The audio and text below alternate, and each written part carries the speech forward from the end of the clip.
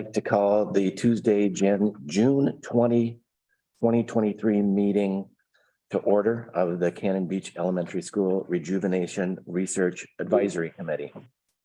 And we will start tonight with public comment. So if there's any public comment from our audience of one. You're doing a wonderful job so far.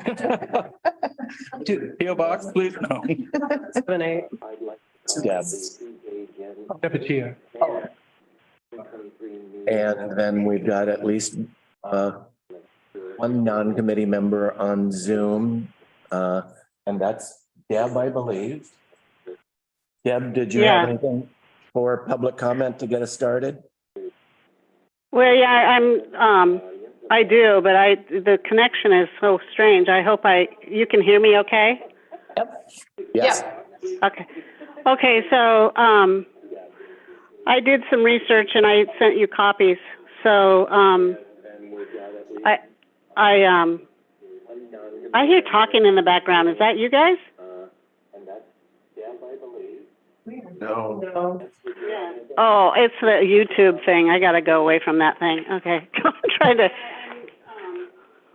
It's like the old radio caller, like, caller, can you turn down your radio? We're gonna have to hang on.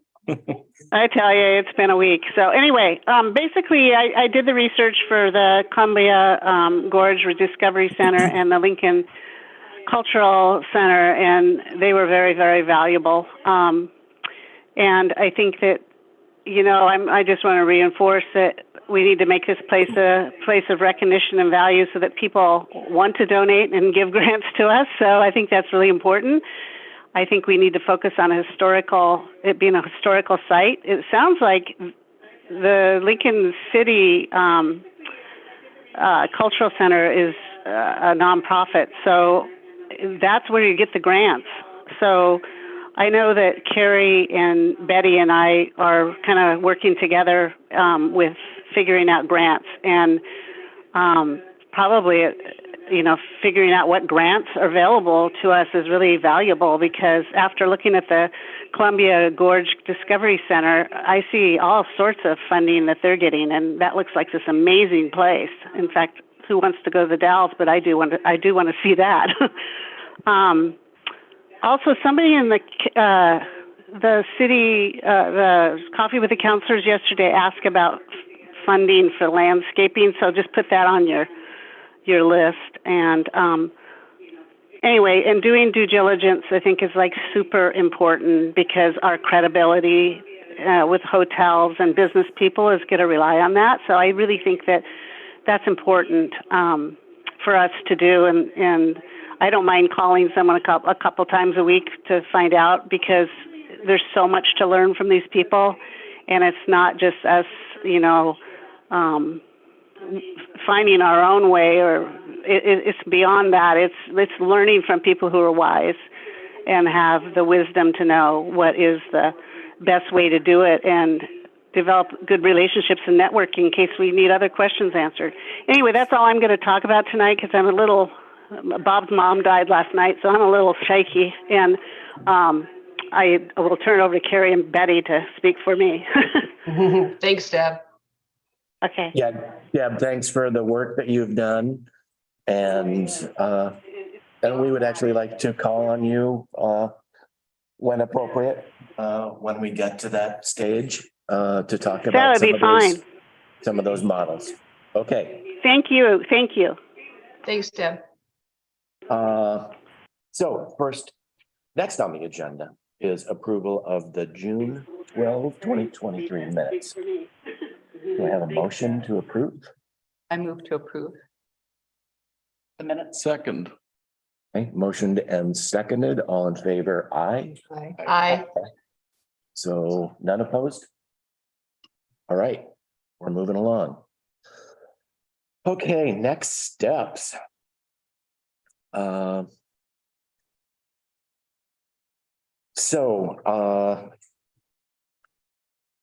I think what we need to do is make formal where we landed after the last meeting, and I did send out the draft. I hope everyone's had a chance to take a look at it. Sam also made some comments on that. Rather than trying to deal with two dueling drafts, kind of like to start with mine and just go through it, and we can discuss where the committee would like to make adjustments to it. So I got this, I only got Sam's. I actually didn't get your email, and I'm not sure if I missed something. It looks like you've got mine right there. It came in an amended packet. Okay, Uh, sorry, I didn't see it, so. But I we'll did, try to get better at getting these packets with all the relevant information. It's so okay, review it quickly. I'll try to delay a little bit for you.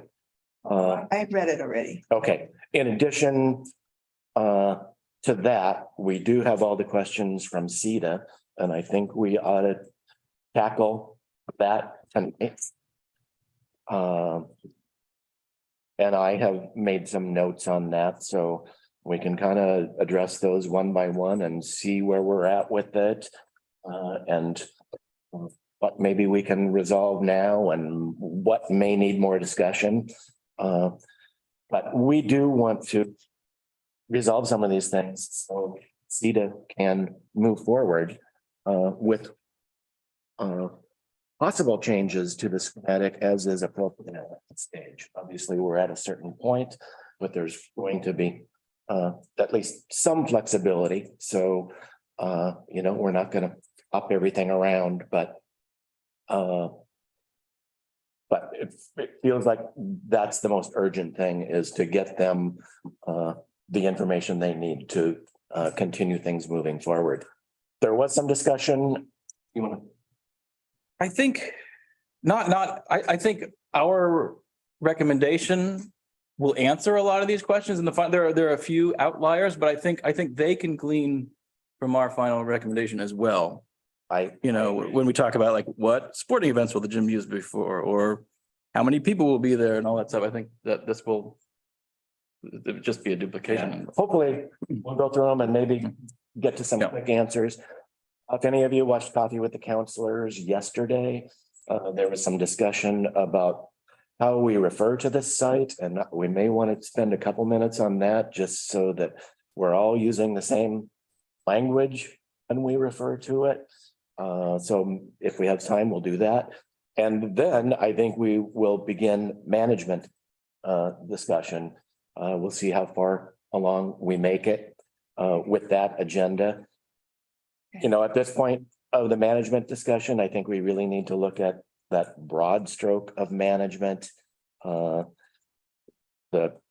management and operation structure, and avoid getting too granular about, rules for the site and what kind of events and what not kind of events. And let's try not to get hung up, but really try to get that broad organizational stroke. So if that sounds appropriate, let's move on and take a look at the draft, the recommendations regarding use. So let's just start with, I said primary and had parentheses daily use as essentially a cultural and ecology center that would kind of be a drop-in site where people could come and get interpretive information on not only the site, but the ecology of the region. I included the sentence about park improvements and interpretive trail. So are there things we want to adjust from that draft?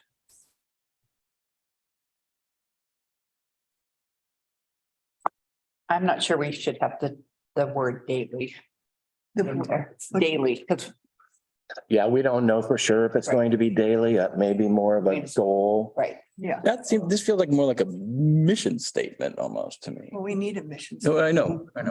It's definitely It doesn't, probably a starting point for a mission statement, but I think it does describe use. I mean, I would like to see the word Nakus or Clatsop-Halem or something in there. And I mean, when we talk about, you know, primary use, yeah, it was just like historical, you know, important like that. I think we're leaving out. Maybe we should move that discussion of naming and how we refer to it earlier. Do you want to have a quick conversation about that? I'd be very happy to entertain that. I agree with Andrew that Nakus, I would like Nakus to be in the title and so it's a banner for the purpose and intent of the community center. So I'd like to retain the tribal original emblem for that piece of land. Yes, and we'd like to stop saying community center. I would really like to stop saying school. Yes, I agree with you. And the whole rejuvenation thing, and that's what Coffee with the Counselors essentially was pointing out. Gary, can I make just one comment before you move to that? And it's my take on this daily use thing, and I took it differently. I'd like to see the facility, because so much of it is outdoors.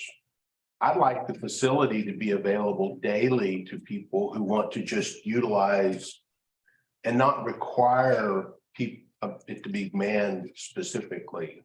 People should be able to walk in and walk through the grounds and enjoy the. Yeah, because of the park. That's what daily meant to me. Okay. Is designing it such that it didn't require 24/7 staffing. It There's a obviously, lot of it available. it obviously would for indoors use, but for Right, outdoors yeah, but- use, you're absolutely correct. That's the way this is worded. It does kind of cover that daily use of the interpretive part of it that's outdoors. Yeah, I mean, to me, anyway, that's the way I took it, and I thought that was important. All right. Well, let's take daily out of there. Is And- just joined us. I think Dick just joined. Okay, Okay. Hi, Dick. good, good. Welcome. So I'll throw out a name, Okay, the Nakus Gathering Place. That's a nice one. Nakus Village. Kind of like Village because there's a lot of things going on there, but so And it's just a gathering. direct reference to the history. And then you get a good, nice subtitle where you say cultural and ecological, Right. so and such, but other thoughts? Can I throw out the suggestions that we had before? Nakus Discovery and Nature Center.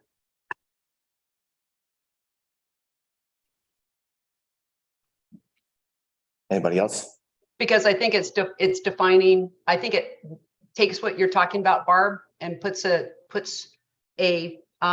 two more descriptors on there. Discovery and nature. So that kind of answers our educational and ecological emphasis that we're talking about. nature center means something different to me. I can't necessarily explain what that, but it's something ticks in my brain when I hear nature center. It's not. I'm at Nakus Cultural and Ecology Center, but Okay. to me, that's I also, like that too, Gary. that's also Nakus Center for short, or just Nakus or the center. Mhm. But I do like the mention of the ecology portion of this, or as Carrie mentioned, the nature portion. Mhm. How about Nakus Discovery Village? Hmm. Wow, okay. I don't like names that are a mouthful. That's not. Yeah, that's close. Yeah. All right. I think Well, what I we- think that when I think of village, I think that people dwell there. So I'm kind of I like center a little bit better, or because I think it's more of a place to come and gather, like Barb was alluding to. But village makes me think that somebody lives there. Well, and I just thought it just hit me that we've had a lot of talk about village character. We want to avoid that word altogether. No, it's character. No. So many meanings. Yeah. It feels like where we're in agreement is Nakus. Right. Yeah. So I would suggest we move forward from there and, you know, we can hash out the longer formal name later, but at least we can stop calling it the The school. elementary school rejuvenation project. So Yeah. the Nakus site or the Nakus facility. Mhm. So. And if I can just throw in my 2 cents, I like cultural and I like village, but either or, I think it's important to show that was a village site, or at least that there's a culture that is important related to that site. So but we'll finish the conversation later, I guess, but I just wanted to mention that. So does center answer that for you? No, No. Why? well, center, Gary, you mentioned Nakus Cultural and Ecology Center. Is that what? Yes, yes. Yeah, center is okay, but there needs to be the cultural piece, Right. something that relates it to the culture. Oh, I see. You were suggesting village center instead of village. But still keeping the cultural. Yeah. Mhm. Okay, thanks for weighing in, Dick. And I'd still like to just move forward with calling it Nakus for now and leave the, the detailed name for later. Okay, As we move on to the explanation of the primary daily use, I like what Sam has here in blue, where he talks about the primary focus and then spells out the kind of priorities. logical arts and education. I would just change the word of this, or again, I would, somewhere I would add, instead of, somewhere I would add tribal history or just be specific about it. Primary focus of facility use. Cultural, ecological. Arts and education. Okay, so is that replacing something or is there an edit we can make to the draft that? The starting word, yours, where the semicolon is for the we recommend, I just replaced that sentence. We recommend.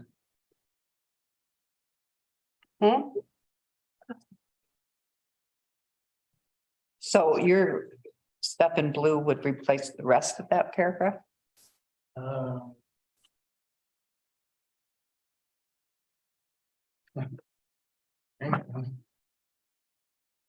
No, I think we just, the rest of that sentence, yeah. Okay, because I would like to keep the last sentence. Sentence are we talking Yeah, about? park improvements, including interpret trash should also. Where does that go with it? And that would be a good place. Oh, we recommend.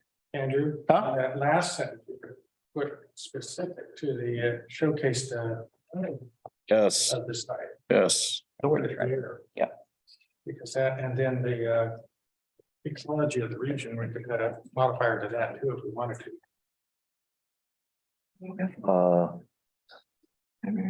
Yeah, So you want to mention again, okay. As far as history, you want to spell that out, that it's the Nakus history. Mhm. Or tribal history. The word tribal. Or, indigenous, It's different. I would like to hear that. Dick, are you following us and do you have a recommendation for? Are we talking about in Sam's blue? No, I thought it was the final sentence. That last sentence. Under park improvements, Black. instead of just showcase the history, showcase the tribal history, the Nakus village history. I think tribal is fine. Now that I'm reading it, if that last sentence added also. So let's say showcase the tribal history of the site and the for us to see ecology of the region. And To see. For to see, that was mentioned at the last meeting. I thought it was a nice catch for that.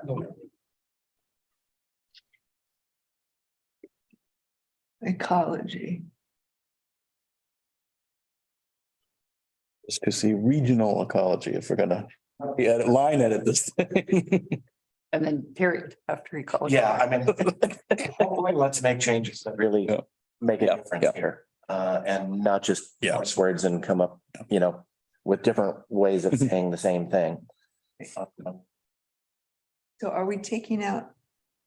We recommend from the first draft and putting in what Sam said? He still uses we recommend. Yes, Yeah. that is the suggestion. Yeah, it replaces after we recommend down Yeah. to the last sentence. Okay, So that's good because it makes it a positive, it makes it a positive statement, not a maybe we will, but we are. That's good. And personally, to me, arts is included in culture. I Uh, think that's important You think it's important to spell it out? to have arts in there. Mhm. Okay. Yeah. Cornerstone, I don't understand the word. It's a replacement for center. Center is a medical center or a educational Shopping center. It's not a good word for what we're. Educational facility. It's cornerstone just gives you a sense of this is the location where all this happens. I just liked it. If you don't want it, that's fine. I don't think it's clear, but No, cornerstone means primary. It means the beginning, the basis of the community. That would be a cornerstone. So I think that actually works. Center also works, but cornerstone, I think Sam's using it correctly. That works. okay.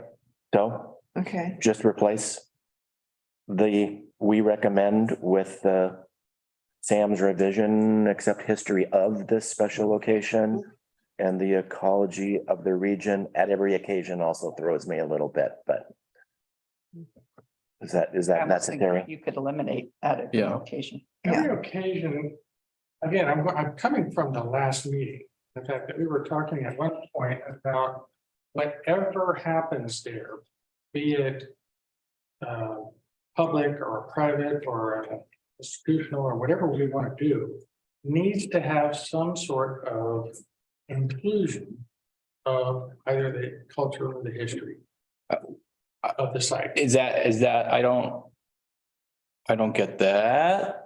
At because basketball is not historical. I mean, if we can say that by passing by a interpretive sign that counts, but then we're kind of subverting our own intention. I guess I would differentiate using the gym. Or we add the word recreation somewhere in there. Yeah, using the gym as a facility for athletics is different than occasion.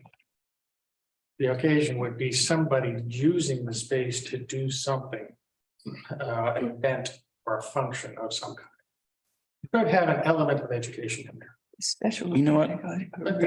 Why don't we say as its focus or, Well, that's primary focus is up there. oh, never mind. I do kind of want to see the word recreation involved now that I think It's about the it. primary focus. though. Well, It's not the okay, primary fair. focus. Yeah. Right. fair. Yeah.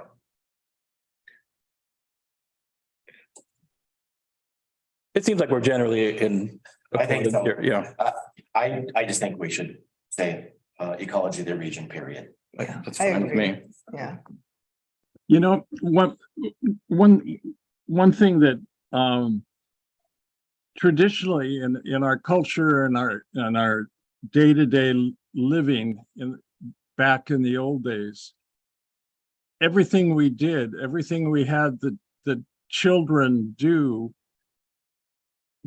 were games that would lead to them having better skills for the future, whether it be gathering or hunting or fishing or building.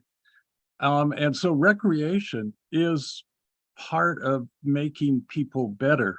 Mhm, mhm. And so, you know, that's part of, you know, what some people think of as play is actually skill building tools. Mhm, mhm, mhm. And so I don't know if that's worth anything in this discussion. But I don't see recreation as really being separate from education, you know, because it takes us, gives us better skills for life. So Well, we do go on to have a Secondary. sentence or paragraph about recreation. In the secondary, that's Yes. where I think it belongs. I'm not saying that we shouldn't Yeah, promote it. and I do have this concern I do too. for politics. Mhm.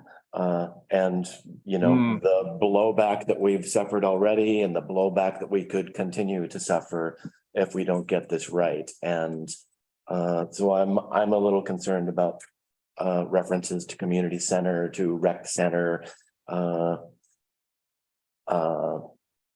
It also makes me uncomfortable to talk about this as a facility for residents when really by law, it's substantial use is a tourist facility by letter of the law. Mhm.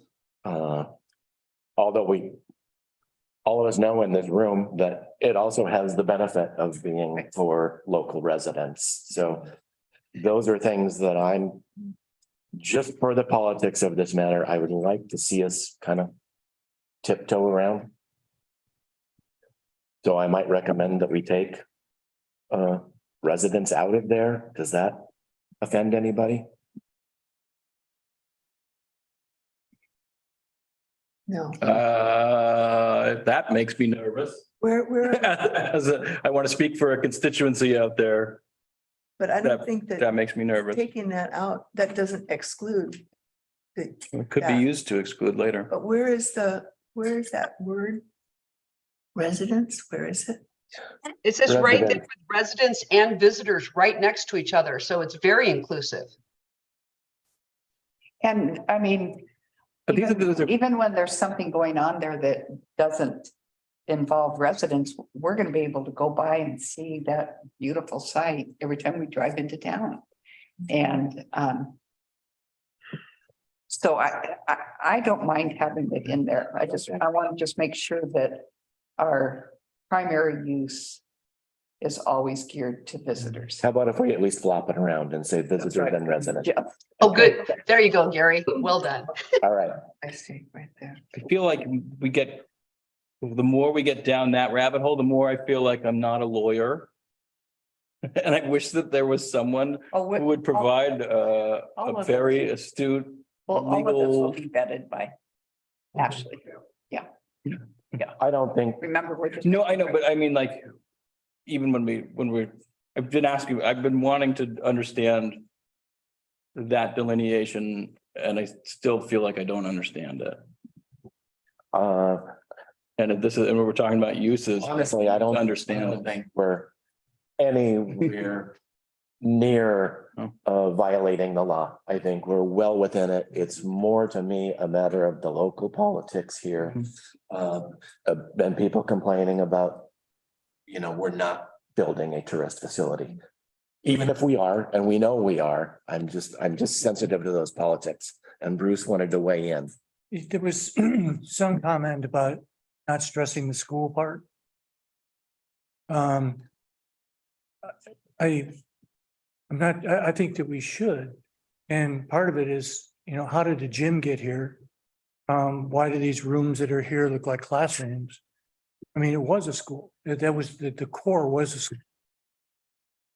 So, I mean, I don't think it needs to be in the title, but We should be talking about that.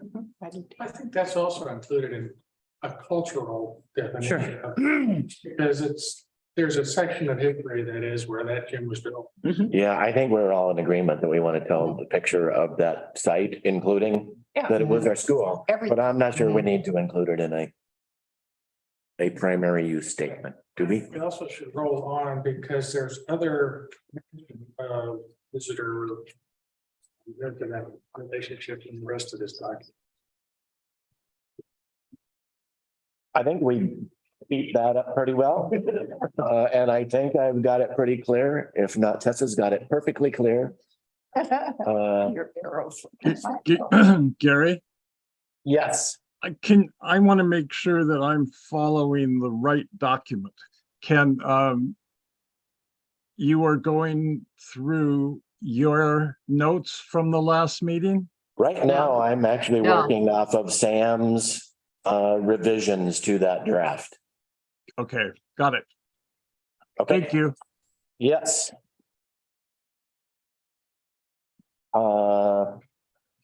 Okay. Then we go on to say the center will provide classroom space for educational programs, presentations, and meetings, emphasizing but not limited to arts, culture, and history. And Sam's note is such facility uses may be either organized in-house with regional partners or rented to private presenters who share the above mission sensibilities. What I was trying to focus on is that the yes, that we do have something like a corporate presentation, that they stick to what we're trying to emphasize, the arts, culture, history. Even if they're talking about tennis shoes, who knows? If we can just teach somebody something about that site. And it could be through the displays. It could be through an actual moment of lecture or seminars. Who knows? I just want that sensibility to work. I like that a lot, but I mean, if we're gonna put it in there, we should stick to it, right? Yeah. It shouldn't be just a, like you said, like if they wanted to come in there and sell shoes or something like that, or if like they wanted to do a timeshare presentation, doesn't fit the sensibility. So I like what you added there. I don't want you to see you kick it down the road. About getting too specific with that. I think we've got time to get more specific about that. I'm just not sure exactly what that means. So does that mean we can't have a private event who is not there to do education about arts, culture, history, or ecology? It means that whatever they intend to do, they add a little bit about arts, history, culture. I've always thought that if anybody wants to use the space, they want to use it because it's this place that tells that story, but it feels like it doesn't need to be said. It kind of begs the question that if someone's going to come in and play basketball, then they have to listen to a 10-minute lecture before they get to play basketball. So I would be careful not to, I think that your intention, Sam, is very good. And that is when people are going to use the center, most corporate and most third party want to know the mission and the statement of the purpose of that location. That's one of the attractions of being at that location. And we have corporate, meetings and all-day seminars from medical to, nonprofits to sales team meetings, whatever. And it's pretty much 100% that they want to at least have what we call a meet and greet, which is let's tell you the short story of Zenith Vineyard. And that's what we do. So it is a meet and greet. It is a welcome to our place. People love it. But I think that when you get down to daily use, it's going to be very hard to insist that someone is going to. I'm not insisting here. I'm sharing. Well, but sharing is going to be with everything that we're saying about the center. I think the sharing is going to be in that welcome center. You just said what I meant by the fact that everybody who comes to a facility wants to learn about the facility, they come to this facility specifically because they like that facility and that's what they want to share about. Okay, I'm not mandating anything. I'm just saying presenters who share the above mission sensibilities. And the original draft was trying to do that just by emphasizing, but not limiting to arts, culture, history, and ecology. That's fine. I'm not married to this. I'm just adding my comments here. Is there something in Sam's sentence that we want to hold on to? I would like the who share the Yeah, above same. mission sensibilities, and the rest of it appears to me be more management Okay, than use. Yeah. cut that part out. That's good. So after ecology, just say who share the above mentioned mission sensibilities. Would be my suggestion. Anybody got any other ideas on it? Then we're moving right along. Good job. Number 3. 18. So now we're on app. Dick, did you have anything on that?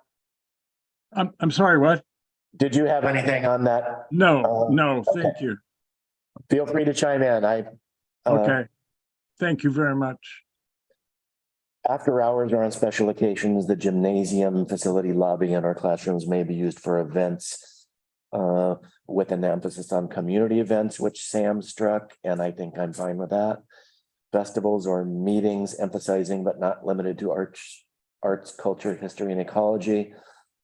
For the entertainment and enlightenment of resident and visitor alike.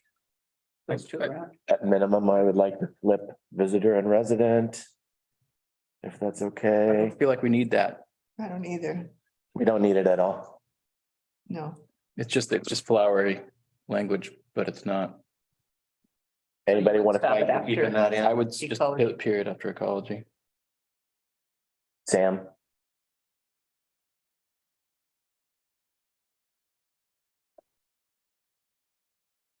The italics is a note to us. It's not an addition. Right.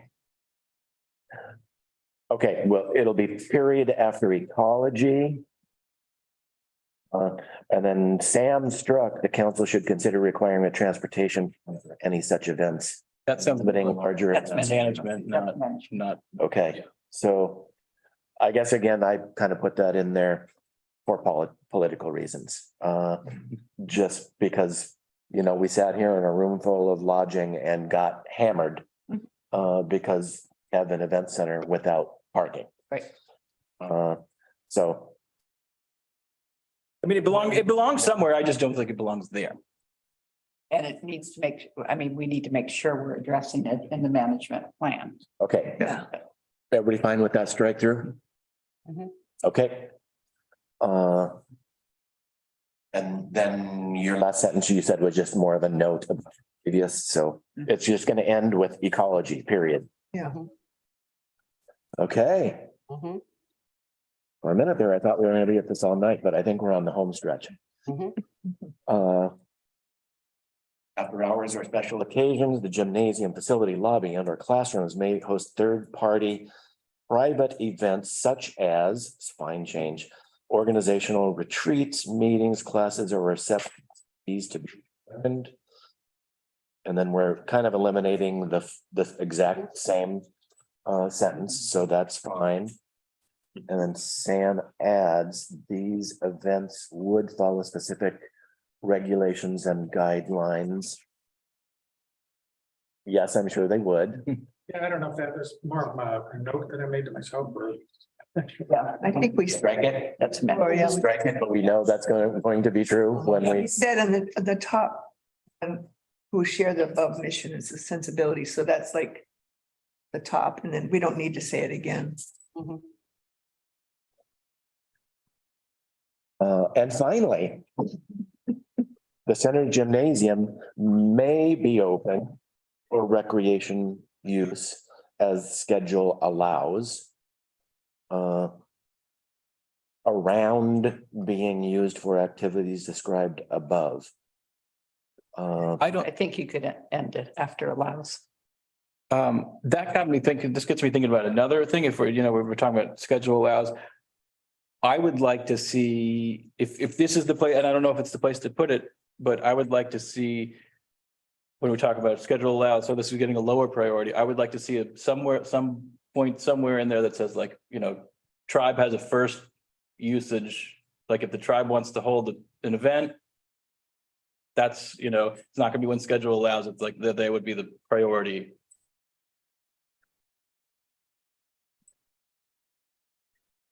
So that's something that has to be clear in our management plan. Yeah, so I guess that's why I'm wondering why, when this is talking about schedule allows, I don't know, again, I don't know where it belongs, but I feel like I want it. I agree, that's kind of a given. I think if we set up a yearly calendar and we put the things that have to happen there every year, then everything works around that. That Yeah. kind of would solve that issue. I mean, I agree if there's, And but a tribal event or a third party event, Yeah. It's- I would say that I agree wholeheartedly with the idea about a yearly calendar and, we all plug in things that have meaning to all of the groups at different times of the year.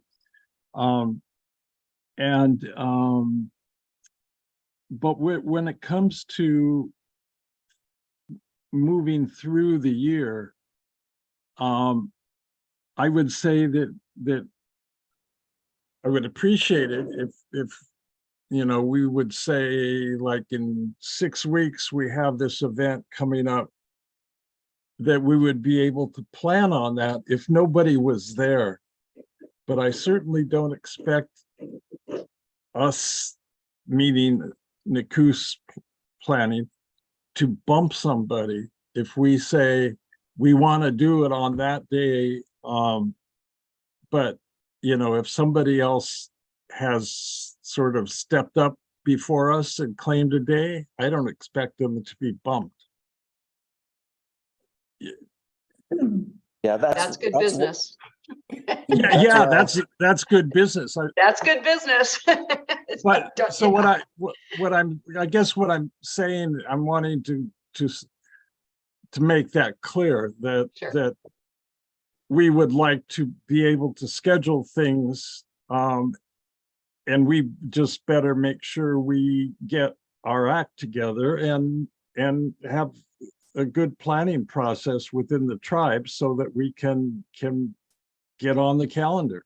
Mhm. That's And the first year will be rough in terms, yeah. in terms of that kind of. Well, the original sentence said the center's gymnasium will be open for, and May is not a bad change, for recreational use when not being used for the activities described above. I Mhm. think tribal activities would be part of that. Sure. So are we just fine with the original sentence Yeah. with will to May? My only concern, I'm fine with it, but my only Yes. concern was. In the situation, and I'm going back in history, when we would block out Thursday evenings for volleyball.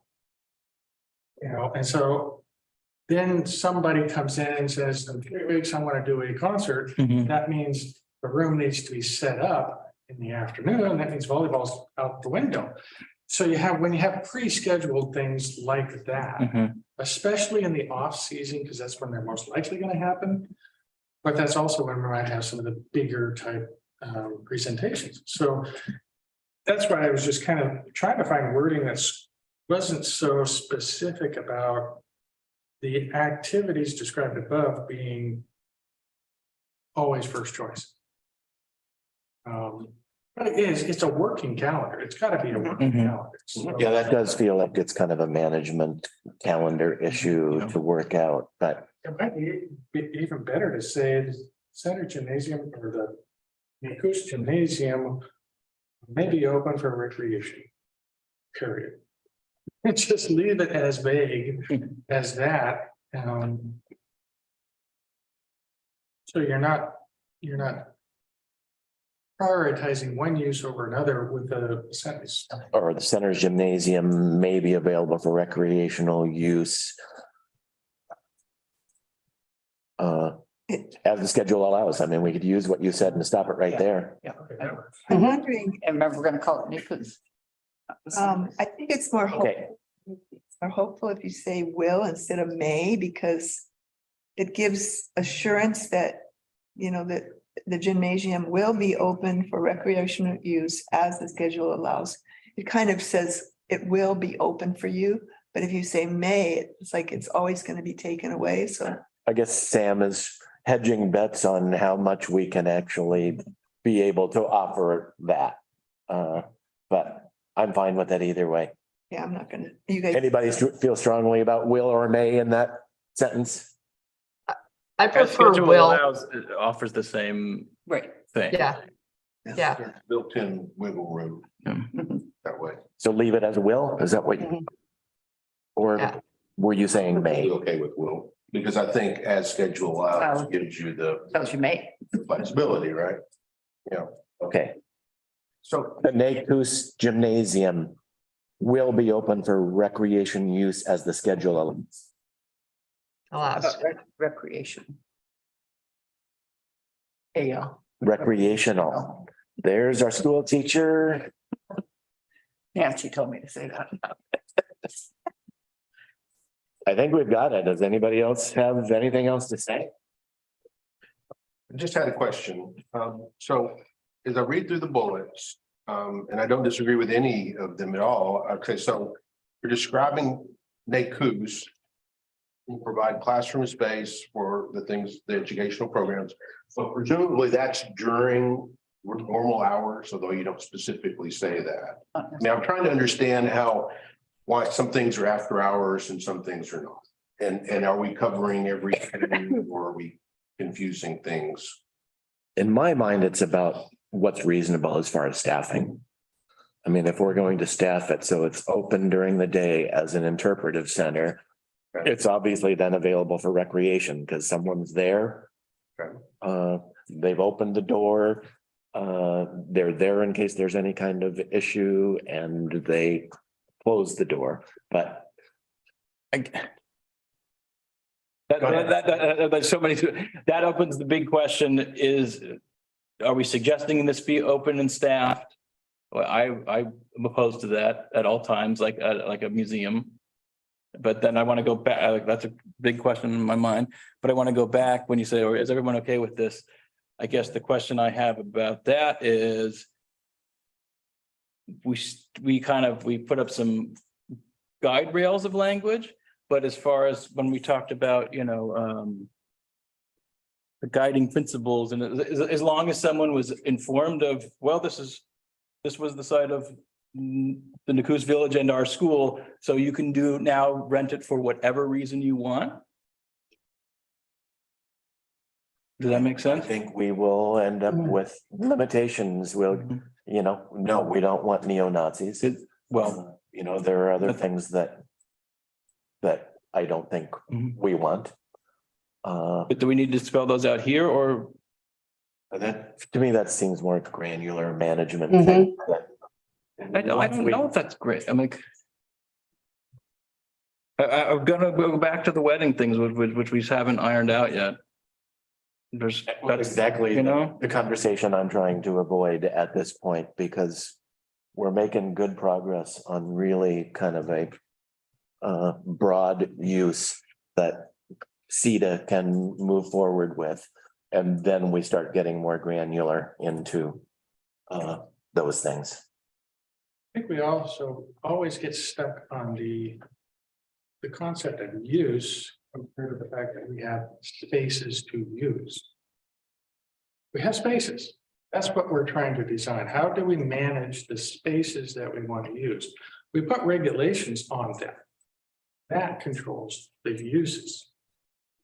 So this is the topics that are presented. Might be a better way to say use, but so what we're trying to do is figure out how do we manage this spaces so that we can then say yes or no to whoever wants to come and do something. I'm bringing it up to make sure that we're not closing the door on this and that those loose guide rails are going to be the final. No, I would just like to get to the point of making formal recommendations to council that allows CETA to move forward. That's part of it. And then Mhm. council may come back and say, okay, now work on all the regulations and what's allowed and what's not allowed. Did you have something else on the whole recreational thing and use on open hours? Well, you said something about you don't feel it needs to be staffed, and I'm just. No. I mean, I feel like I'm not out here stumping for a museum that's open from 9 to 5 that has staff. Of course, there has to be staff members but I mean more on a as needed per event basis than this place is open. Right. 7 days a week. Or whatever it is. I think that's a big distinction. Like I love the self-guiding outside, tell the story without Having somebody having supervise. somebody sit there. Yep. And then like, and there'll be more inside when there are events, there'll be more, but I'm not interested in a museum. Well, I think there's Or also, an interpretive center. No, the interpretive center, it is that, it's to be, You mean the outside Yes. interpretive Yes. center? Doesn't need to be staffed 24. So Yeah. you're pretty much saying that the entire facility is an event center then? no, I wouldn't say that. somewhat. Okay. Yeah, I'm much more, and I thought that's what we were all on the same page on. That it was this kind of drop-in facility that's open as much as we can keep it open, which then also provides the recreation opportunities, but But also provides interpretive opportunities. on the inside. Right. Both inside and out. Year round? Yeah. Well, I mean, outside, there will be, and there already is interpretive. No, I mean inside. Inside year round. Well, on the walls, on the decor. Yeah, I think it can be designed so that it does do some interpretation just year round. Yeah, I think so too, on the tribal history and ecology. But Yeah. yeah, there's a lot of educational things that could be happening in the classrooms. Yes, I mean, there's lots. So I kind of see it as an ongoing educational center that has, ecology classes and all kinds of things, there's so many, I didn't want to get in the weeds, but we have lots of things to educate people on, and it's a good place to educate people. So that's why I think it might be used daily for education on all levels. yeah, I agree. It's kind of the, we're having a little trouble. We're being very right and left, black and white. We've got to get all ourselves back in the middle where these are facilities that can be used for either. And this situation then allows who's ever managing it, when we actually find a guy who manages it. They have a tool that they can say, gosh, a lot of people want to go through and look at this building. So I'm going to open it up frequently. Or vice versa. It's snowing out, I ain't gonna open it up. So they have the ability to say, is this something that's open every day? Andrew's concern, we have a museum that we're just presenting and that's it. Or is it a place that can do flexible classrooms, whoever shows up and wants to present something, we'll be very flexible with that. I think this is one of the issues that we keep running into is it's one or the other. It's not. It's both of them. that's, yeah, So- I mean, that's the way I feel about it. Yeah. And It's open. But we can have these things going on. And I'm going to segue to CETA's list because This list is very specific. Yeah, and I'm ready to move there if you think we've, Well, I'm gonna say that a lot of their things are gonna be hard to answer Right. at this I'd like point to- until we actually start doing regulations and policies. but Let's try. 'Cause I'll be- Yeah, I just want to comment again on the list from CETA. This, nobody's expecting you to answer this tonight. This is probably more at the end of the process. We'll be in a better position to answer these kind of questions. And it might be, if we go in prematurely and provide an answer, say, boom, we got that one, that may require a design change later on. If you change your mind.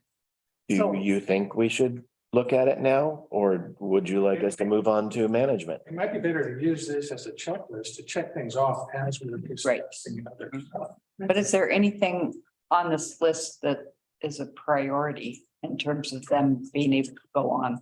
Because I mean, I looked at the whole thing and thought, oh my gosh, here all night. Restroom, What, Barb? We're gonna be here all night.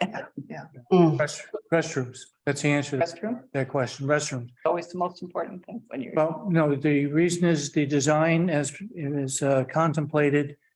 The doors are inside of the building to the restrooms. Okay. And the question is, are these going to be public restrooms? Which time we would put something outside. There was also conversations at the council level about putting like a beach restroom sort of a thing over behind the food pantry area where people are coming in and out on, I believe it's Laura, is it that? Sunset. Is Sunset? Okay, No, I'm not. Spruce. Spruce. An S. Over on that side where people are going into the beach, that there be something, for people going back and forth to the beach and have a public restroom that is independent of this facility, because otherwise what's gonna happen is everybody that's on the beach is gonna come, that's where you go to the bathroom. Yeah. Feet and all those kind of things.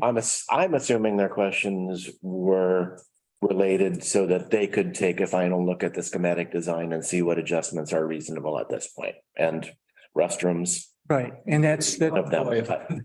that's If it's open, it's good. If it's open all day, it's just gonna become a public restroom. Yeah, what it is, that's what I thought about that question. unless there's another one, and I think that probably, It's not probably the best location for it. But just de facto. in whatever That's- location, it's just, that way it's not bringing people in that don't intend to go to the park. Right. Facility. Yeah, That's that is one, it's not in the budget. And so that would be, you see, it probably, I would say $400,000. It's something that would have to be funded as a separate project, as the food pantry is being funded as a separate project, the improvements there. did anybody else answer these questions? Gary, I'm sorry, but I didn't even see the questions. Yeah. I just haven't- saw it today. So I would emailed like to the see, team. I would like to see the questions and be able to address them as a group and have them up like on a screen where we can all address them one by one, because I'm not on the same page as you guys. I did email them to you, to the Zenith Vineyard. To Bruce, you did? Not to Yes. me, not Yes, to Carrie. Carrie, Kari. Yeah, not to, It was later this Sorry. afternoon, Yeah, Karen. it was. was Oh. late, it was this afternoon. okay, sorry. Yeah, I just got them, I Bruce. just got them this morning or last night. So I tried to get them, I'm sorry.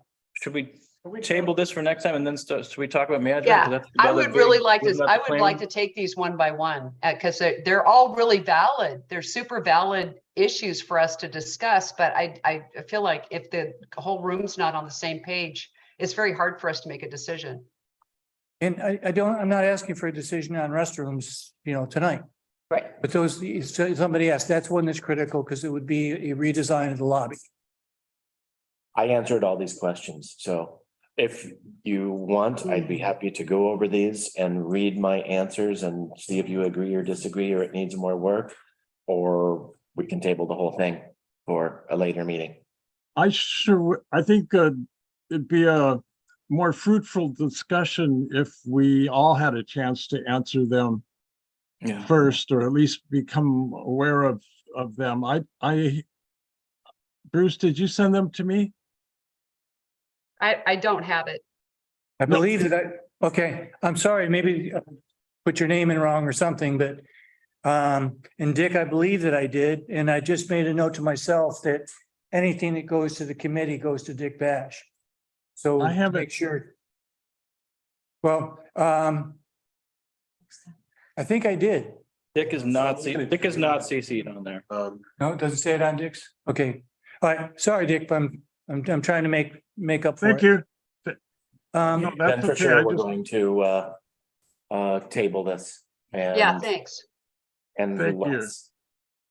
we'll see when we can meet next, and that'll be because I know there's some things that CETA needs to know, and even if we could know which are their priorities to get answered now, we might be able to be most efficient with that. I think also it might help to ask CETA what they think about some of these, because these are some weird questions. Some of them are kind of weird, I thought, So, or some of them are obvious, I thought too. some are very obvious and some are just kind of, why is this involved in design? So, okay. All right, I'd like to address something when we're talking about the cultural aspects and the lobby, is that the current design envisions that as being kind of like a showcase for the history of the tribe on the site. And there are a lot of elements in that, and a lot of them would be built into the lobby itself.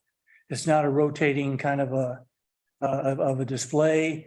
One of the things that I loved was that part of the floor would be part of the county coming from like Cape Disappointment down to around our area and show all the locations that were important to the tribe.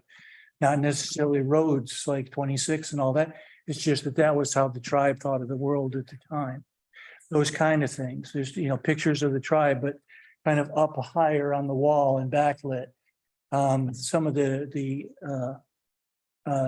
tribe was known for its for its weaving capabilities.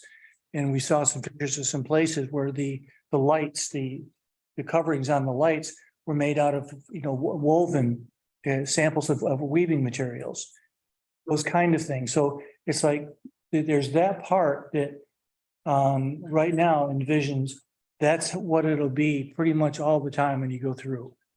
That's the dedication to the tribe, as opposed to doing something else for, I don't know what else, somebody else might do, but so a lot of this is being seen as built in. And that will be the cultural side. And then you've got the whole outside that's going to be the medicinal gardens and the walk around basalt pillars that you get your information from, that kind of thing. So, but I wanted to clarify that when we're talking about, there is already a plan to do a lot to memorialize the tribe in the lobby itself, and make it part of the lobby. Well, and I've seen those designs and they are beautiful. And that's kind of what I've been saying, why I go back to this thinking about a museum, because it's not a museum. No. It's a lobby. And I don't know why we would staff a lobby 5 days a week. There's cool stuff in there, but I don't know if it rises to that. Like that's the whole beauty of it being the story being able to be told outdoors.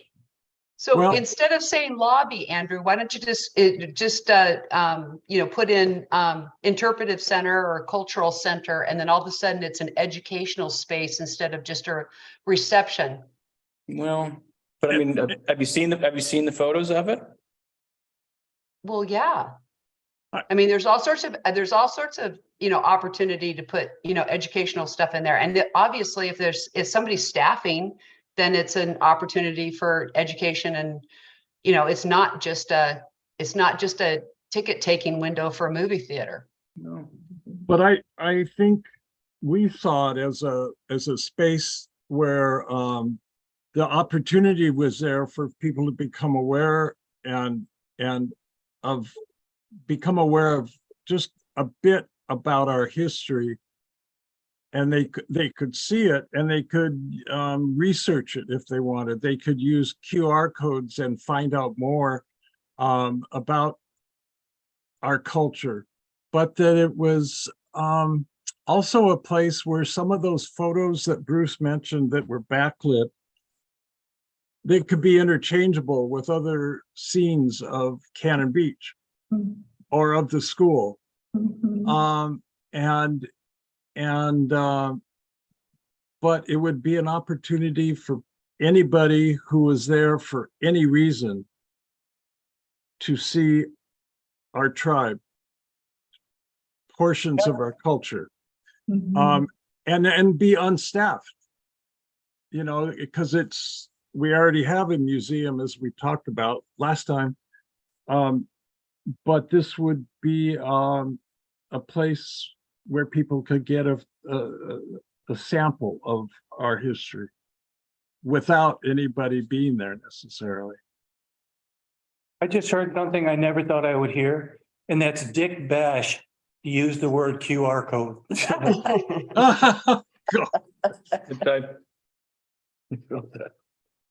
I don't know, I'm struggling with some of this. Because it would have to be staffed. You couldn't have. And I feel like there needs to be more of an interpretive center than a map on the floor and lights that are woven as baskets. And I feel like we need to be providing ecology interpretive information as well. Yeah, we're supposed to be engaging with the public, not just passing them through. So But that's like, where's there a better way to engage with ecology than out in the ecology? right. So if you want to stand out in the rain, that's great. But if you want to have something that's in a lobby in a protected area to staff, that might be smart too. So Yeah, why can't we do both and really do, I mean, this is a trend in destination management about sustainable tourism. And that is you're delivering stewardship messaging, as well as safety messaging. And it just feels like we're missing a huge opportunity what I'm hearing is you're going back to, this is only an event center. But we're getting stuck again it's on not. black and white. It is a flexible space. When there is a display in there about something, it would be staffed. So the display doesn't walk out the door. When we don't have a display, you're gonna lock it up. You know, or it's also a very usable pass through to go out to the courtyard. So if somebody's parking on Beaver, No, they're gonna walk. they can walk through it or they can walk around it, but there's that added little loop there of what would be a permanent display. What's on the wall, the photograph, and the other little space. The floor. But when you have somebody who is presenting something, because we're not going to be presenting something there every week. We're going to present something, and it's hopefully a very flexible, because I got so many topics to present. The ecology is one that would fill the room. You know, we could ask Doug Dorr? Yeah, we could ask whoever has got the capability of putting together a really nice display about something. I was thinking, Neil Maines, who I was thinking about, maybe some of his photographs. That would be a display. That would be really fun, but it wouldn't be a permanent display. It's an event. I see more permanent interpretive. Completely permanent? That sounds weird. Can I, Some of it that is always there, Yes, but then the capability to have a temporary. yes, absolutely. Okay, gotcha. if I can give some context to this, the lobby is what it's labeled on the plans. It's about as big as this room. It has This whole room? the whole room. That's how big the entire lobby is. So, it also has the entrance to the gym, entrance to the bathrooms, the entrance to the classrooms, although there's also outside entrances to the classrooms. Is that not where was there not an office tucked in there as well? Office, there's an office in there, kind of as the central command sort of a thing that somebody can kind of keep an eye on most of the facility from the office place. So just when we're talking about how much room there is in there, and having people go through and all those kind of things. It's about this big. No, not this shape. It's about this big. There's a lot of things happening. Doors going that way, doors going that way, that sort of thing. Well, It's a lobby.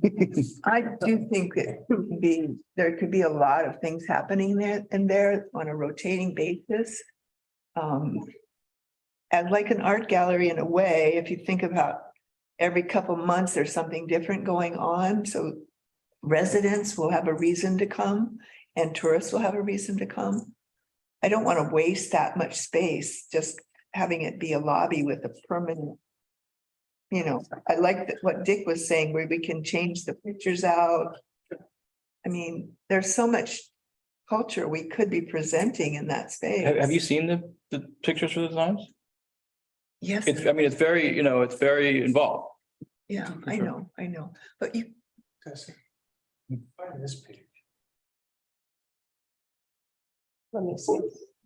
And also, for example, the pictures that we're talking about, part of the reason they're built in is that that's where the curve, the gym is. So that goes, and that's, they're kind of resolving that visually by having it be something that'd be backlit. You could change the pictures out. But if they're panels, Yeah, but it's, they have to be pictures that you can see through. I mean, it's got to be on some kind of a film of some sort. But it would be possible to go ahead and change those pictures out. But it's going to be a built-in feature to resolve the fact that there's a round building next to it. So I'm still struggling with, so we got the map on the floor, we've got the photos on the wall, and we've got basket lamps. But there's more to it, Gary. Those are just the ones that I mentioned, but the idea is that that's where the art and the history and the photographs, those kind of things of the tribe would be. Just trying to give you the. Yeah, but that anybody who goes in there cannot mistake the story of The the. tribe, right? That's, But how is it gonna be told? And are we leaving ecology out of it, out of the inside? okay, One of the files, I don't know where, I'm sorry, the map that I'm using is the actual layout map of the interior. That's the one that I wanted to see too. Yeah, she'll find it eventually. But I wish I could remember where I found it. It was. That looks like it. right there. Or is that one of the potentials? that's the whole, so. Well, that would work. Shows. Pretty much the purple area is what we're talking about. It's in the middle. And so you've got that wall on the south wall where the storage unit is. It's kind of a gallery wall. Gotta make sure everybody can see this, sorry. I'm sorry. Sorry, Carrie. Thank you. I see it now. Okay, cool. Thank When you you. took in all those doors and stuff like that, there's not a whole lot of, and hallways, and there's not. It is a very active space. If other things are going on in the building, it's a disruptive element to the lobby, how it's used, but still it is a big space. And that's what Bruce is trying to say. It's actually bigger than one of the classrooms. So.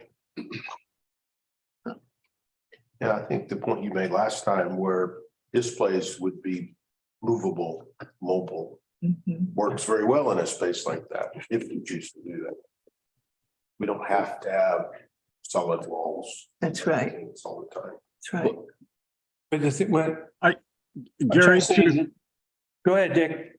to answer your questions, I think it would be a huge mistake to not include ecology, because that's what did the lamps, what were they made from? They were made from grasses that grew just right outside, or roots or branches, or so I think culture and ecology are really hand in hand with each other.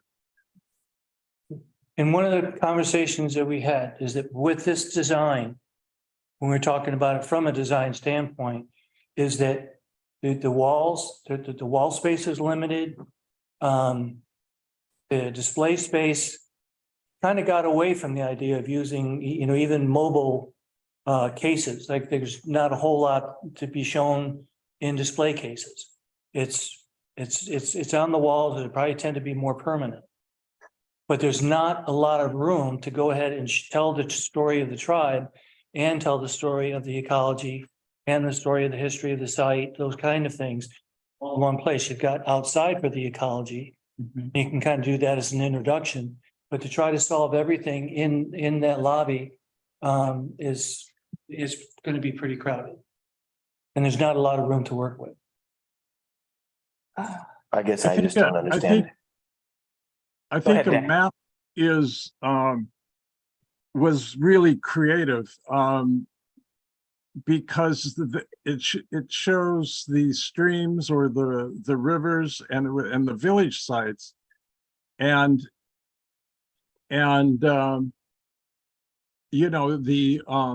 it quickly provides the opportunity for people to see, well, why were there village sites at the mouths of all the rivers? Why? I mean, Nice. our culture can be interpreted through the floor. It really could show where different things were gathered. It could show, anyway, there's a lot of opportunities. And I think CETA came up with the idea of the using the map for interpretive purposes. The backlit photos up on the wall, and maybe it could be images projected on the walls. And that way it would be really easier to switch them out. I don't know. I don't know which. My criticism of this, and I love the map idea, but it's in the wrong place. To me, the map should be out in the north courtyard, in the entire courtyard. Where's the map? You mean on the floor? On the Yeah. floor. The problem is when it's full, it's gonna be hard to. Yeah, when you're doing something else, or even when you've got a bunch of HRAP kids running through it, it's just a floor. And it really detracts from capability of using the room for other things. Whereas if it was out in the courtyard and you did it as kind of a walking trail type thing, it would make a huge capability. And then you could have, connections to this thing, and you could do a walking tour with a full vocal, and the people could literally walk from site to site. That would but in this space, it's cumbersome for the use of this place. Because for me, my issue with it is you're gonna need Dick there telling the story and pointing at the floor and Couldn't we have pointing at the pictures and had it on a wall? We had, There's not a lot of big wall space there. well, I'm just saying, on a spot, you had a place where you could push the button and it would explain what is in the room. And you could have a pamphlet that explains what's in the room. Actually, nowadays, Betty, you use these. I don't want to get lost. I think we're getting lost in trying to redesign and do the architect's work for them. I only brought it up to try to show, like, there's a limited potential for the lobby. I don't want to let, I don't want to let Betty's comment get cut off. Because I think that she's got a very good point, and then Sam had the good follow-up point, and Dick started the conversation With that with the QR QR code.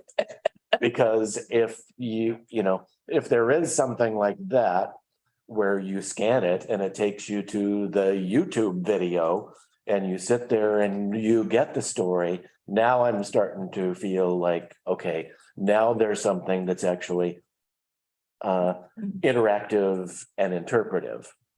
And especially when I think seeing those images help people realize where they're at, the village.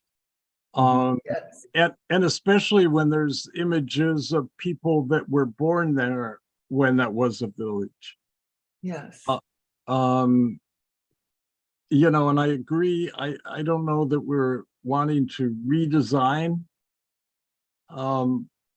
what they've done. Is that what we're doing? No, That's They're not what we're supposed- supposed to. Yeah. be doing. no. Yeah. No. But you see, walking in here gives people a sense of it being a real tribal place. And as far as the map, I see pros and cons to it being in there as well as out in the courtyard or somewhere else. I think it's it's a creative way to use a big space, i.e. the floor, when there's limited wall space. I just don't see how the story of the tribe is being told. Except if there's someone explaining it, or if there's something that Betty's talking about. Brochures are Through very osmosis, useful. just that space, that's trying to tell me something. And if my eyes are and my ears are open and I'm a curious person, it's going to. And it is, I mean, like, yes, sure, there's going to be. There's something here. There was something. I think. Yeah, and if you want to learn, you're going to figure it out. And I'm not saying like I support these, if you want to, I don't QR codes or interpretive signage or whatever, but I think that again, I don't know why we're redesigning it, but like that starts the conversation. I don't want to redesign it. I just want to tell the story. And then we give, that becomes a task for, That's part of the educational part. yeah, that's down the line with, we give that to a committee, or we give that to a working group, Not this or, one. No, to leave it with the architects and the tribe. yeah. Is there, one of the maps one of the things I saw up there just a few minutes ago was, it said, exhibit space, is that existing? It said something, They just gave classroom A, classroom B, classroom C creative names. No, the first one was exhibit space. so Mhm. can't that be place where we do? This was a good example for me, anyway, if we're gonna get in the weeds, I don't know if we are, but Oh, we are. this is an example of a mural in 1606, what it was like on the East Coast before settlement, and then 1670 when the settlers came. We could do something in the first event space or exhibit space, which had the walls showing how the tribe lived, what the place looked like before the tribe came, what it looked like when the tribe came, and then what it looked like when the settlers came. Mhm. And then even when it was a school, so it could be the whole history within that space. Mhm. And it could be interpretive. But yeah, I don't know. There's so much we can do to teach people. Interpretive, And there's lots of tools and yeah, there's a lot that we have. Yeah. Yeah, I really think that the architects have got a good handle on that, working with the tribe. We've had multiple meetings with them and had discussions about how the story could be told in that space. And then the rest of it, I mean, one of the things that we're, well, I don't know if we're still talking about it, Dick, but that was try to do the pavers in one of the weaves. Yeah. Outside. When you step outside, that would actually show how the weave is made. it's beautiful. So you're walking out onto that.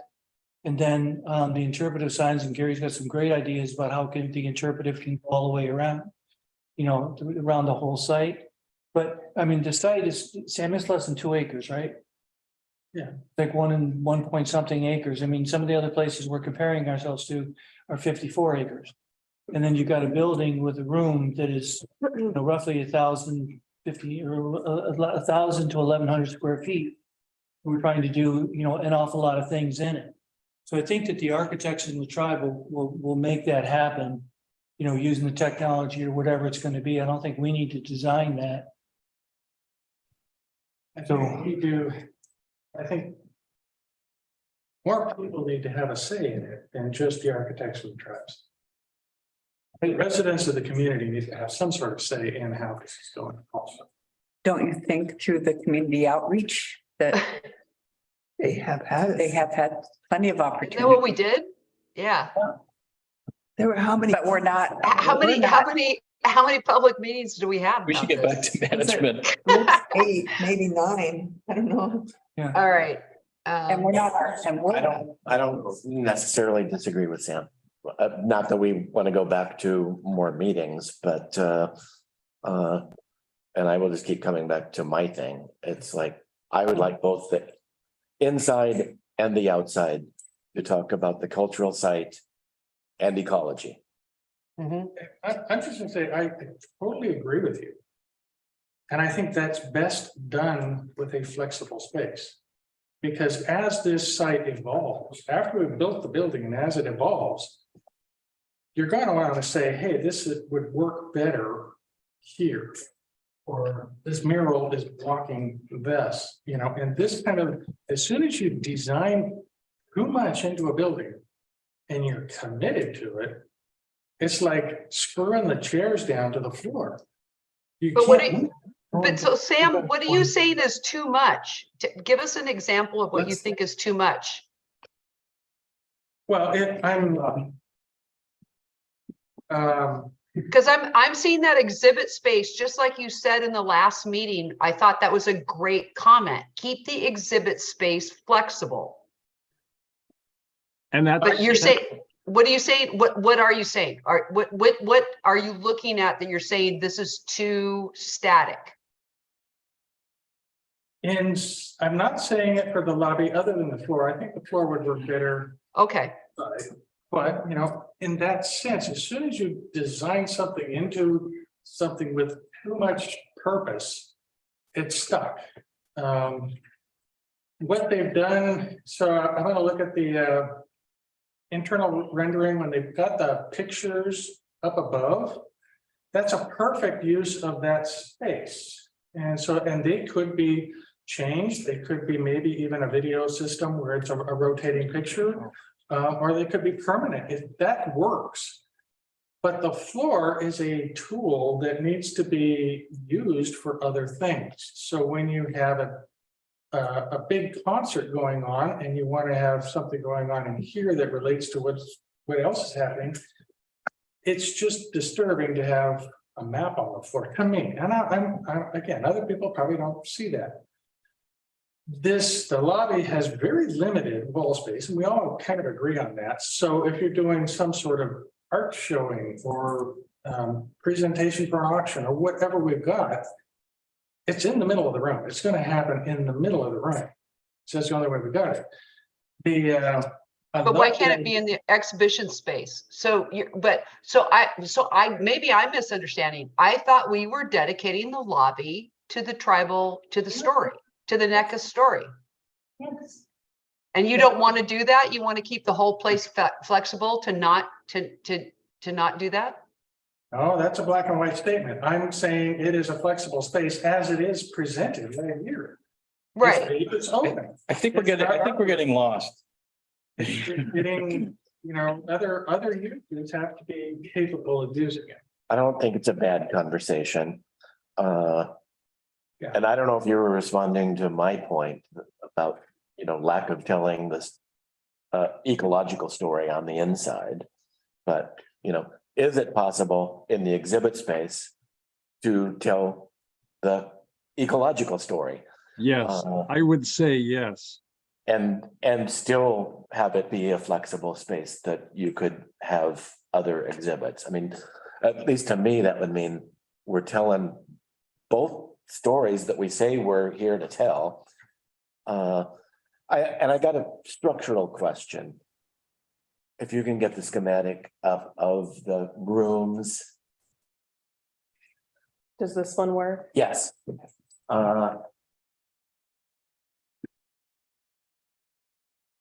It looks like this is the flexible partition space that can open up. I'm just wondering why that's not here. So you've got a wall. Yeah, wall that cannot be used for art or anything Exactly. because it's gonna move. Right. And so the idea was that these two rooms here would be having a solid wall between. This room would be able to take about 100 people, but you sacrifice that space there.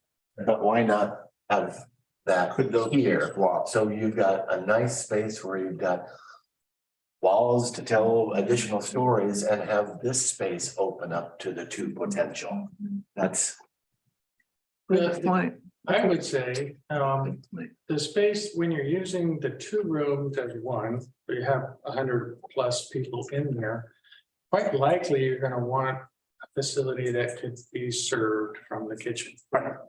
And that's And better access to the bathrooms. So, yeah, access to bathrooms and also connection to the lobby, because then you'd have that as an additional bonus.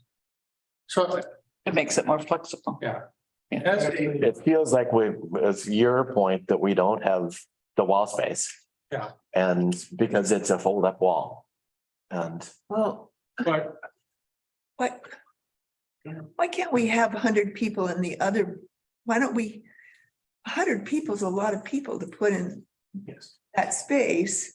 And it kind of limits us if we have that wall, if we don't have any place except the last classroom and that middle classroom with a wall, it really limits us for having that exhibit space be an exhibit space. and see, I'm trying to think, is that the point I was making? I don't know, I agree with you, like that. when we were going through all this, that was my question. What are we gonna do? What situation are we gonna have with 100 people? Here, we can have like 36 in each room. That's plenty. Yeah, is it, well, anyway, that was my thought, or you can go ahead and do something where you set up chairs in the lobby. You can set up chairs in the gym for a larger situation. But to me, value, I love the rooms. They're just the right size. They feel great. They're a nice shape, everything, to be able to go ahead and have things that are about 30 people or less. You know, that you don't feel overwhelmed if there's only 10 people or something. But that's still, you know, part of the conversation that we're having. But the idea is that you would be able to go ahead and set up some things in this area and kind of have an arrow saying, you know, or the photograph exhibit is over here. I think if we're going to have it be an ecological and a cultural center, we need a place to be having lots of exhibits. Yeah. And if we can't do it in the lobby, I feel like that space is the most, you know, accessible from the lobby. If you have the tribal things going on in the lobby and then you walk into the other exhibit space, you can do ecological things, and then you can have the classrooms. Yeah, I just struggle with the flexible wall there rather than between the two classrooms. Yeah, I agree. I mean, Again, it's so that it can be served by the catering kitchen directly. what, you have to walk another 4 steps to the door to the classrooms? You would have to walk through whatever's going on here in order to get to these two. It's just a room that's got well, displays. why not set up the west classroom as the exhibit room? If you're gonna make Because, one of them, because you need it It'll contiguous to just the be a dead, lobby. empty, lonely You site. have to go outside. why? Why is that necessary to be contiguous with the lobby when you can? go Because, out the because lobby? that is your open public space, and then your classrooms can be used for private space doing other Yes. actions. Right. And again, we're getting into the design. I was just trying to explain. Yeah, and this is in pile, by the way, this is in pile B of, you know, like what we're supposed to, what we're supposed to be doing is talking about just really broad scopes of management. So. Well, we're back to a little bit to And we haven't use. addressed that at all. I just take this wall with that door and move it here and move the flexible wall over there. I just don't see what, it seems like easy schematic change. you walk through a little longer space to move into the classrooms. And it says on that drawing, event space gym. It doesn't say, I think the classroom, I think we have enough educational things that we could put in those classrooms. We could use that event space, the gym, for just events and let the classrooms be classrooms and exhibit spaces. Because I think with all the things we could teach, those classrooms are going to be very active. So that's my feeling about it. One, and another concern, I mean, when we're looking at cost, the cost to put in that flexible wall is not the cost of the flexible wall, it's the cost of redoing the structure of the roof. The whole, pretty much, you have to beef up the walls to be able to take that, you know, for that load. And then, that's an expensive proposition to put that in. That's one of the things they told us when we were talking about the cost of the project. The flexible wall is. Yeah, it's this structure is not set up to take that wall. You have to rebuild the structure. Yeah. The flexible wall. Yes. Put a flexible. Rebuild it wherever. But you've got one. Is there a reason that it has to be there? Well, no, I understand your point. Okay. But if we decide we're going to use the green space, the event space as the event space, we don't have to put in a flexible wall. May I make Again, the case that I'm hearing is there needs to be a pass through from the exhibit space into the classroom for. Can't that be just a door or?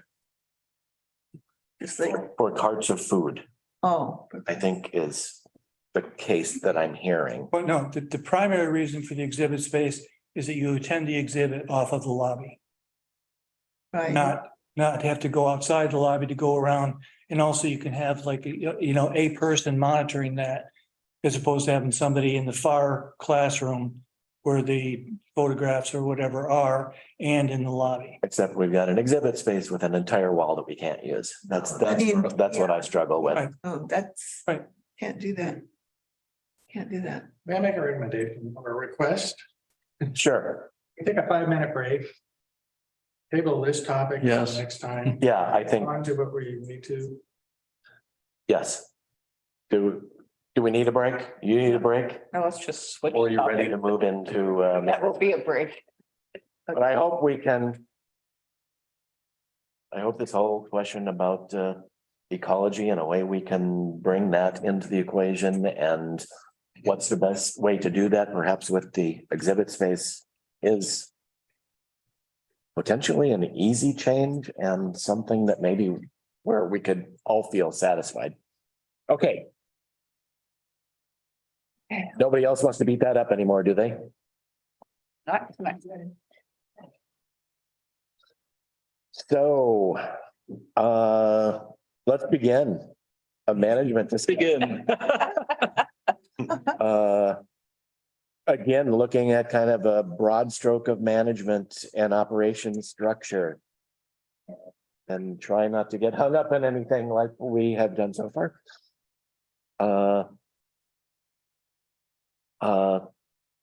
So I had a few questions and looking at this, and that is, since the facility is funded with those tourism dedicated dollars, how will our management structure allow for the city to provide oversight on the legal use? Do we form a nonprofit or a city committee to provide direction of operations? Do we have a paid executive director? Is it a city position or an employee of a nonprofit? Are we essentially contracting with a nonprofit to provide these services? Does the city pay for the facility staffing, or is that contract work? Perhaps to a nonprofit? Do we need specific staff role as event manager? Can that activity be contracted? I mean, I feel like some of those those are all the questions that we have to consider. In making the space work, so, and then we've got budget, which, you know. Right now sitting at an estimated $300,000 annually before we start to. No. Where, so the $300,000 is all we've got. It's not a budget. That's how much money was left over. Right. We need, I'm estimating it to be at least $500,000. $300,000 for a year. Is that what you're saying? Yes, it's set up so that every year it would produce $300,000. And very back of the envelope. Maybe it's, what is like utilities? How much does utilities and maintenance suck out of that? We're still checking that kind of information. We've also got our cleaning company, Affordable Cleaning. They just did a walkthrough and they walked through the plans to give us a price on the cleaning. But also, if somebody goes ahead and has an event and, you know, I personally don't want everybody's family to be in there cooking in the kitchen. It's going to be, if you want to do it, it's catered. And then we will clean the gym. We will put the chairs back, those kinds of things. So we make sure it's all done properly. But there will be a cost associated with Affordable or for the city to come in and do those things. So we're trying to get those kind of numbers. Those would be reimbursables. That's weird. So, yes, back to the, Yeah, Does it, it comes after we figure out what we're doing first. Let's Sure. Yeah. Come back to that. but we know we've got $300,000. It's probably gonna cost more, and obviously we haven't looked at any potential fundraising or other sources of income for the facility. and programming costs money too. So let's get to the basic question. I mean, is this a city function or are we gonna contract with the nonprofit? The 501c3. Yes, I think that's a good place to start. Is there any way to get grants if you're not a nonprofit? That's It's my much, question. it's much more difficult. What, I'm sorry. It's much more difficult. Yeah, Yeah. Or Usually- there are more grants available for nonprofits. and I think we have lots of good. For what we want to use the center for, we have a lot of potential grants out there. Right. So maybe it's to our benefit to become have some, either we become a nonprofit or we have contract somebody. That's an existing nonprofit. Yeah. Can I just come in? I'm fine if it's a nonprofit. I'm fine if it's a city operation. I do not want to see a where it's a nonprofit backed up by the city. Especially, you know, from a city staff standpoint, from if there's a problem, it's like whoever's in charge of it is in charge of it. And Yes. that's not, Yeah, right. So coming back to some of, Wait, what do you mean by that? I think, Like if a pipe broke in the building, like, where, I don't, no, pipe breaks in the building, it's a city responsibility. I understand that. City building. yeah. I think, What do you mean by when the city doesn't back up the nonprofit? I didn't know which, I just didn't get it. If there's an activity, they overbook, they want more people at the facility. So we're supposed to send people there. Oh, it's like, People don't clean up, there's damage done. got it. Somehow that's in their budget to go ahead and take care of Got those it. things. And it's not something that we Like, we're not gonna, like, you can't, the nonprofit can't call and say, hey, I need 3 guys from Public Works to come over and help me do security at this event. my people didn't show up. Yeah, got it. Deb's research, looking at the Lincoln City Cultural Center. The city owns the building. It's a former school. It's got some similarities to what we do. However, they all do self-programming, but essentially they have given a nonprofit the use of the facility. It's a little bit like your situation with Tolovana Arts Colony, where you've been given a space and then you have the nonprofit that manages it. So I think that's, Chamber of Commerce. They're our DMO. But they have their own board and they're fairly independent. yes, What's Is that something right? that's, Like that. No, as long as it's black and white. Yeah, but yes, it would be, because it would be totally theirs. They'd have a contract or a lease situation that would be very well written out. I actually. and what are the pluses and minuses of going either direction? Can I ask a one plus, question but before, I'm sorry, before, Yeah, go ahead and do it. how is HRAP? How do we do HRAP? Are they a nonprofit? or- staff. So how, Friends of Haystack Rock. Well, no, their staff, and then they have a support group called Friends of Haystack Rock. do they get money, grants? That's why Friends of Haystack Rock was formed, No, but oh, so that we could get grants. Oh, Friends of Haystack Rock. And essentially Friends of Haystack Rock provided guidance and support to HRAP. So it's kind of a nonprofit helping the city function. It's kind of what those friends kind of groups Okay, do. okay. But I think in our situation, we should have a more direct management board situation. Like what Golden Arch is. well, that's what I was gonna say. The plus is when you have a board, you kind of have a built-in team of volunteers. Support, I mean. Yeah. But they would be the ones hiring a management. So you actually have a hired staff of some kind. We have to work that out. But they would be the ones controlling that. So the hire and the job, prospects or however that works. Same thing with the contract services. The city would be contracting with our contractor for cleaning and stuff like that, but it'd probably be organized through the management of the facility. So the timing was all set up through them. So it's not a city saying, okay, now we got to call a cleaning company to go down there. Right. The management of the facility. calling the- And at some point, there's city oversight over a nonprofit board, if that's where we arrive. The city would just write that lease as a way where they could terminate it. Yeah. That'd probably be an MOU.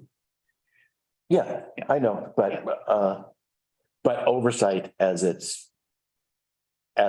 things continue, and I've always felt one thing we're missing in this town is like a tourism director, probably a staff tourism director who would oversee that relationship. They'd oversee the visitor center contractor, they'd oversee the destination marketing contractor, or both the chamber. They'd oversee tourism and arts fund grant program, essentially all of our dedicated tourism dedicated TLT funds. It'd be nice to have some professional, consistent oversight of those things rather than just these changing boards. Probably save enough money to create the position by having the position. It's a topic for another time. Totally different. I'm not ignorant of the. I support the nonprofit idea. I think the management of the grounds as a city park should stay city stuff. I would agree.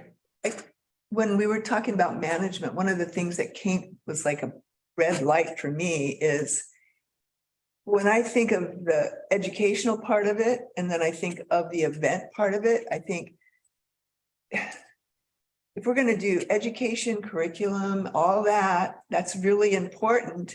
But I don't think we should have just one person doing the education and the events. I think we should split it out into two, have a, program director, whatever you want to call it, that would be in charge of all of the educational portion, and then another person dealing with the events. And then above that would be the board of directors. Because, So you would have an executive director. Yeah. You would have a board. and a And you would program, have a Basically, program education. manager, program manager that would be, their supervisor would be the executive. director. You'd have us creating the programs rather than just scheduling the programs. Well, I mean, the things that I think of that we would be educating would be tribal, HRAP, ECFR, and then the city also is managing or taking over the 12 days of Earth Day. That's another thing. And Art in the Park is another thing. All these things, and then I just feel like that whole, it's under umbrella of education. And the city would kind of need to direct it because the city is in charge of ECFR. We're in charge of HRAP. We're in charge of 12 days of Earth Day. So I don't know. I want to come back to pluses, minuses.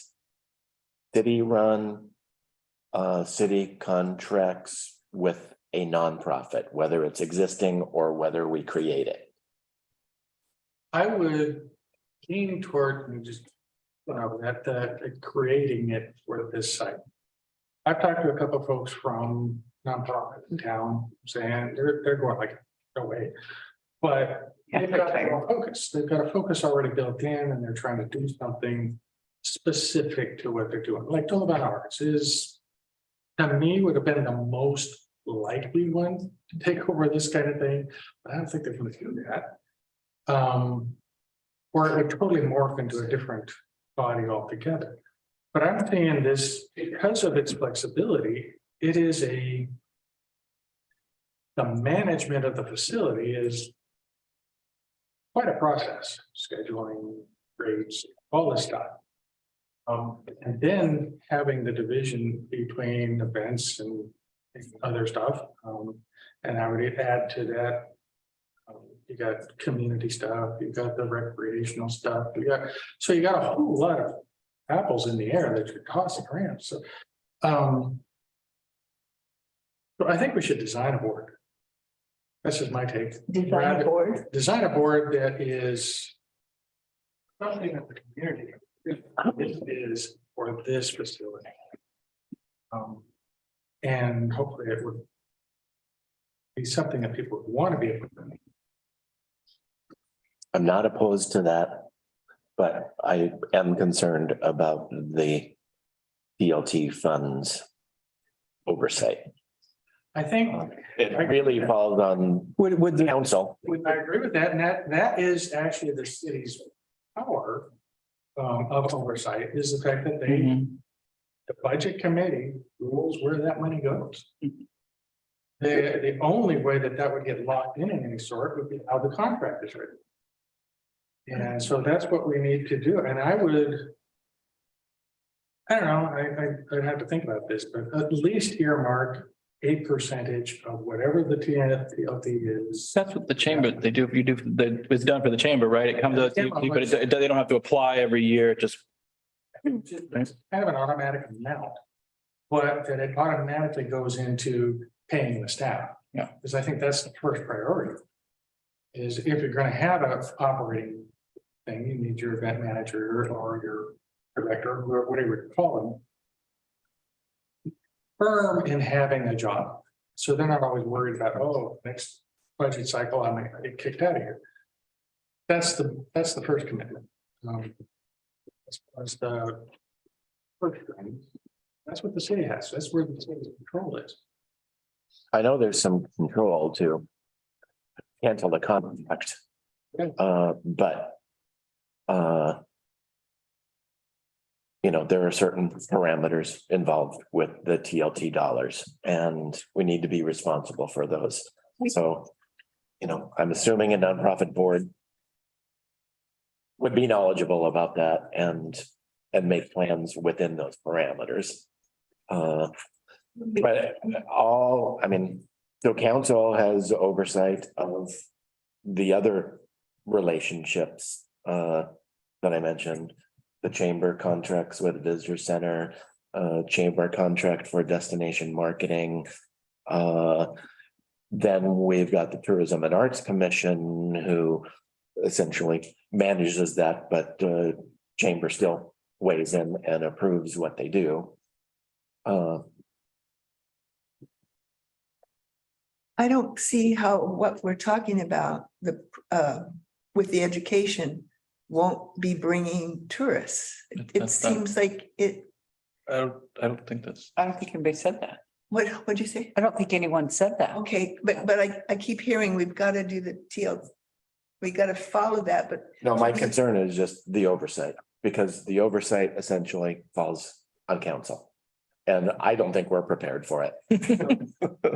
but what do you mean by oversight? You mean that, Making sure the board is doing what the city council. Yes. To do. oh, I mean, it's gonna be for whoever, it's gonna be very difficult out of the gate because everybody has a different idea of what this should be. And until it establishes its own particular rhythm, which will only be borne out by trial and error, it's gonna be a really tough to be in that position at first. All right, Hey, Gary, we- can I say something?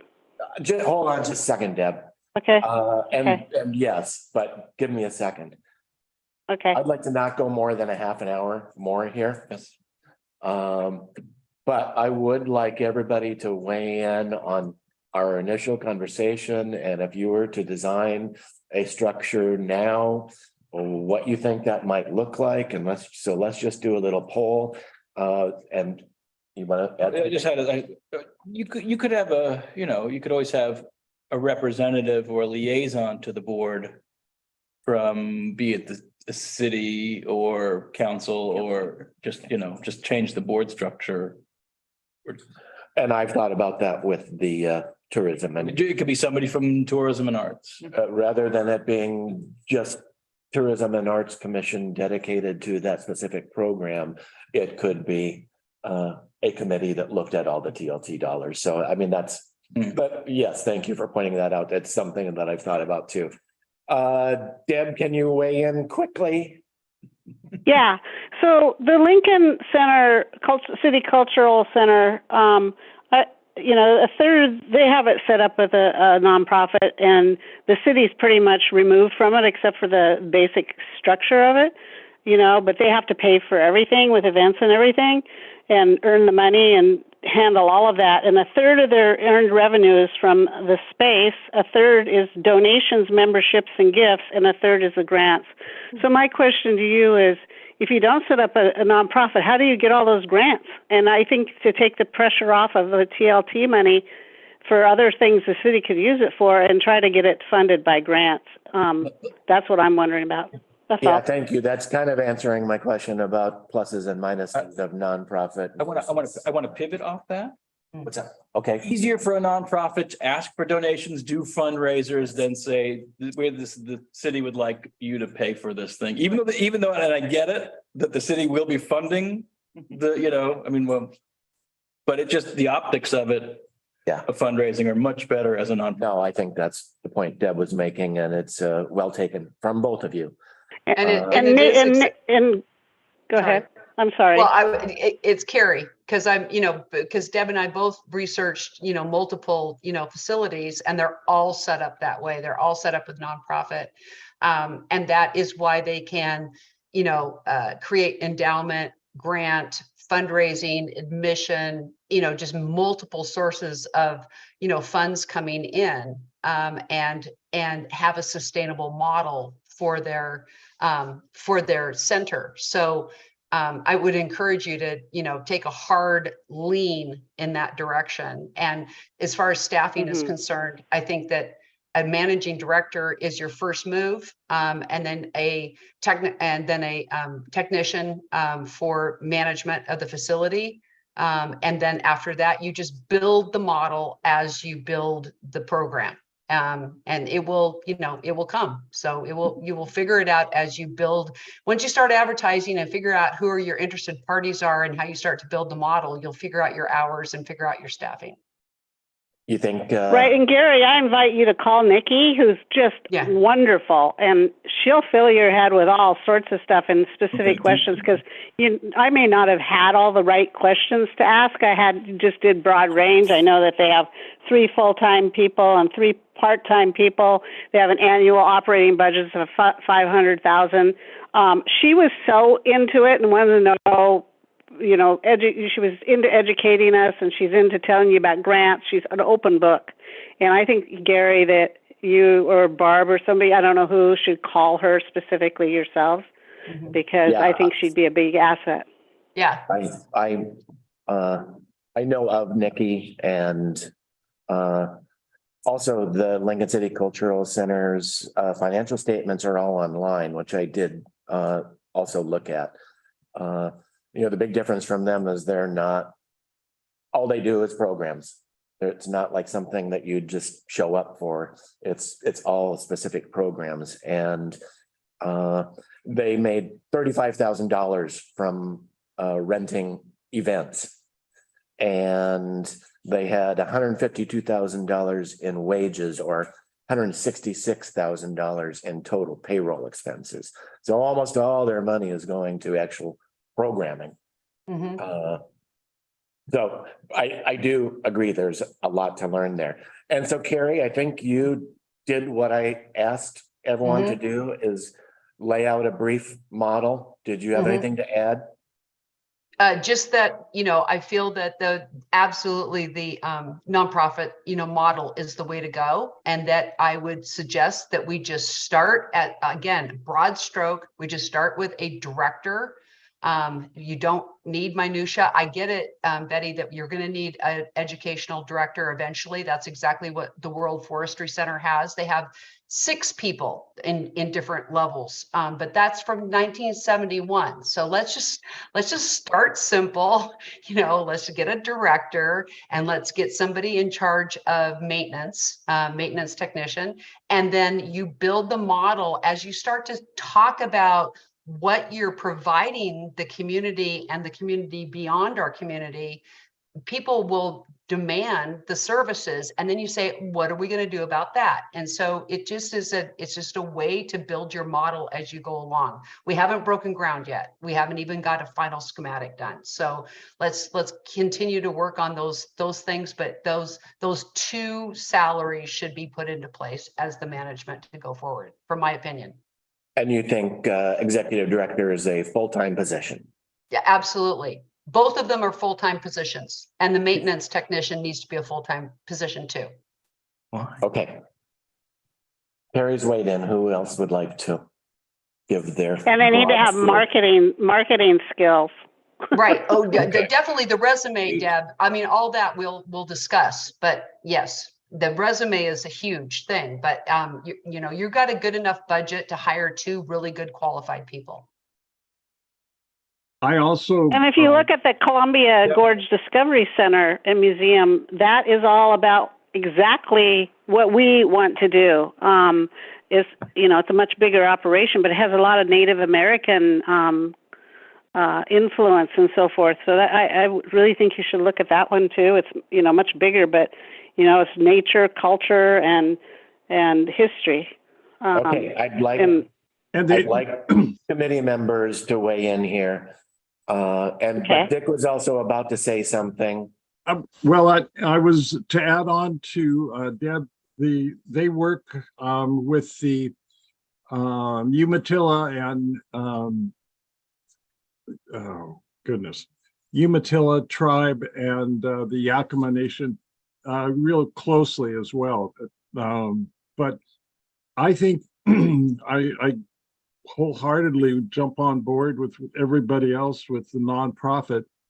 I think because of what we're talking about with tribal related history and art and that, funds are available to being a tribe opens many doors.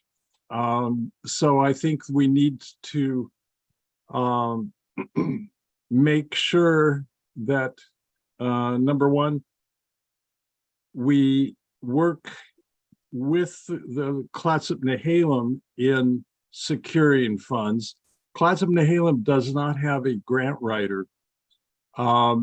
So I think there needs to be a process to work with the city and the tribe to develop grants that maybe would be submitted by the tribe specifically for the project, for the center. There are, for example, there are funds that the Siletz tribe makes available through grant process for tribes only. And there are just many other funding sources that are tribes are at the top of the list to get funding. And I think if there were a representative on the board that shows, you know, that the city works closely and has a tribal member on the board, that also opens more doors for securing funding. So, you know, that could all be worked out later, but I just wanted to throw those ideas out there. Great, thank you. Oh, Yeah. Didn't mean to cut you off. No, that's okay. I was done. Thank you, and thank you for volunteering for the board. Yeah, yeah. I have a list. Okay, you want to go, Sam? Looks like you're ready to go. Ready to go, because I've had this for years. I've had an idea of how maybe this could formulate a board. I agree with everything that Carrie says with the staffing element of it and let it evolve. I think that's a very important process. And I call that a manager and an assistant manager, but titles are titles. As far as the board, I had an idea that there are always about 5 things that are critical to our goal and concept of this. And those being the environment, the arts, the cultural, local heritage. And I think we need to have a business and a community involvement. So I would propose a 5-member board. Much nicer to work with 5 people rather than 12 or 20. And in the sense of how to appoint the members, the city council would appoint a city member. It didn't have to be a council person, it could be whoever they want to appoint. The Tolavana Arts, being one of our better arts groups, would appoint somebody they know to represent them. The tribes would appoint somebody they know to represent them. The chamber would appoint somebody they know to represent them. And Gina, I think, is one of our better collections of folks for the environment. They would appoint somebody. Again, it doesn't have to be somebody, but it could be somebody from their own organization or not. They just have to trust them. This is a very interesting idea, and I'm gonna have to think myself through it. But I think a board has to be copacetic. Board has to, you know, if they have to be able to develop a good working relationship. And I wonder if that, you know, like, cause like when board members vote in and like recruit other board members that, you know, that they know like, oh, this person has the temperament to work with. That's a very interesting idea and I need to think through it. I agree with you. Because I'd hate to those groups to appoint people that end up at odds. I agree. And that's a concern, but there's this political element. No, it's interesting. With this thing. And boards in this community quite frequently get very stuck. And so having this capability, and then I would say very short-term limits. And so we have a lot of turnover. You don't want people staying on for too long because then there's always gets this old boy network kind of stuff. And a potential way for, I don't know, if it's a nonprofit, let me just step back a second. If it's a nonprofit, it's got to have an annual meeting. But we also have to figure out who is our membership. Because a So- nonprofit has to have some sort of membership. No, it doesn't. No. It can be a member organization or a non-member. But it still has to have an annual meeting. Right, yeah. So help me to understand, but aren't we just recommending as an advisory council, aren't we just recommending that there be 2 full-time paid staff positions and a board? So, I mean, that's all we need to do and not kind of get Specificity into. isn't bad. What'd you say, Andrew? Like the specificity, if we came up with a plan that we thought was really good, I don't think the specificity, the council can always make their own way, but if, you I know. think, personally, I think we should offer the council several options. Hmm. One specific, one not specific, one.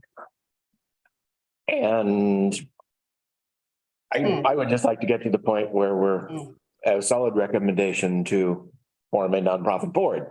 Right. Not even sure we need to go to the other level right now, but it is something, maybe the next time we can talk more about what that staffing looks like, but let's get everybody involved. What, Andrew, did you get everything you wanted to say with? And Betty, do you want to add more? Well, my concern is, I don't know, I keep going back to education, but I feel like it's especially the diversity of the educational portion. I do feel we need a board, and the board should maybe have people from that are like the tribal person. They should be, a person that has some ecological knowledge, and somebody that has the other things that we want to emphasize. But I do think we need a board. I do think we should be nonprofit. An executive director would be great, but I also think we shouldn't leave the educational part out of it too long, because it's going to take quite a while to create all that curriculum and to kind of create a plan of how we're going to use the spaces and stuff. So even if I think we should have a educational person on board quite early in the process. That's my recommendation. Thank you. Because if we have a educational person, then we can have them kind of focus on the educational thing, and then the executive director can be doing marketing, developing events, all that. I just think we need 2 people hired. That's my thought. I get it. Les, do you want to weigh in? So I mean, I've been listening and trying to understand, and I don't think I've heard anybody say anything positive about being a city-run facility. Right. I believe that's correct. And so nonprofit clearly is the right way to go. To me, I mean, I like Sam's board idea. That makes perfect sense to me. I think we need to have, that seemed to catch all of the themes we're trying to catch, and the different groups within the community that would want to have a say. I think that, for me anyway, if this facility doesn't get utilized during the day quite a bit for the classroom spaces and for that event space, not talking about the gym space, but the one, the classroom, then I don't think that hasn't been a win for me. I mean, so I'm thinking it needs to have full-time staff. Certainly somebody's got to lead it. I think grant writing is a non-trivial need, and that's not something I'm capable of doing, and I don't know many people who are. So I could even, now we've got to volunteer. All right. I love hearing that. I could see 2 people, like Carrie was saying, some kind of a director, somebody to focus on maintenance, and then somebody, in my mind, to focus on grant writing and that kind of thing, and go ahead and be started on that would make sense. Mhm. I agree. I think Mhm. what rang most true for me and what you said was that it will be a fail if we don't have more of that daily Yeah, and active use. And I think that's what Betty's point. I mean, that, a lot of that will be educational. Yeah. Yeah. Bruce, do you want to jump in and Yeah, I noticed it. on a better course? I don't know if it's a better course, but I'm not. I have questions. Yeah, there's a city approved member, somebody from Toledo Arts can talk to Gina, the tribe can talk to the chamber. Who's the business mind on the chamber? Representing business interests? No, who's gonna run Okay. this place? I know you're gonna have an executive director. Who on the board is going to be the business people? We're gonna be the ones that are gonna go ahead and wade through all the issues that are coming up. And then another point is, how does the city control this? We have one member on that board. We have a facility, we spent $12 million. How is the city? Does the city have a veto power? Does the council have a veto power? How does that work? Is the one person on the that is appointed by the city, do they get 4 votes, 3 votes, whatever, as far as the voting? Because what I want to see is that this is a city facility. We're spending $12 million. Not everybody's crazy about that idea. I want it to just run so well. And if we are more hands-off on this, and I know, and I'm not familiar, I've never worked, with a board like this. I worked with boards before and I found that I did most of the work. So, I'm interested in who's going to be on that to go ahead and do this kind of work. I But mentioned that the city oversight was a concern of mine too. yeah, there's not really a city oversight the way I see this, but it would depend on how we structured it.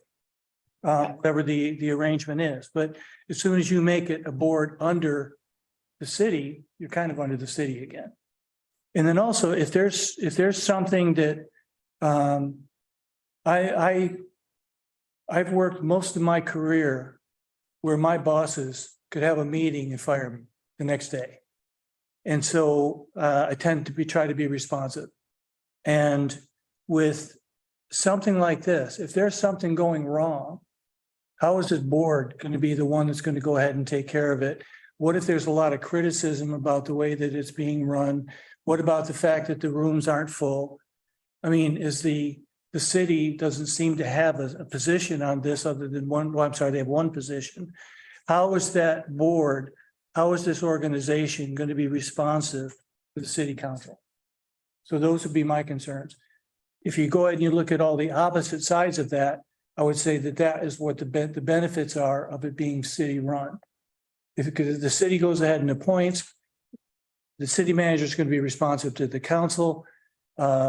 You would have like if it was me, I would hire a great executive director and tech person.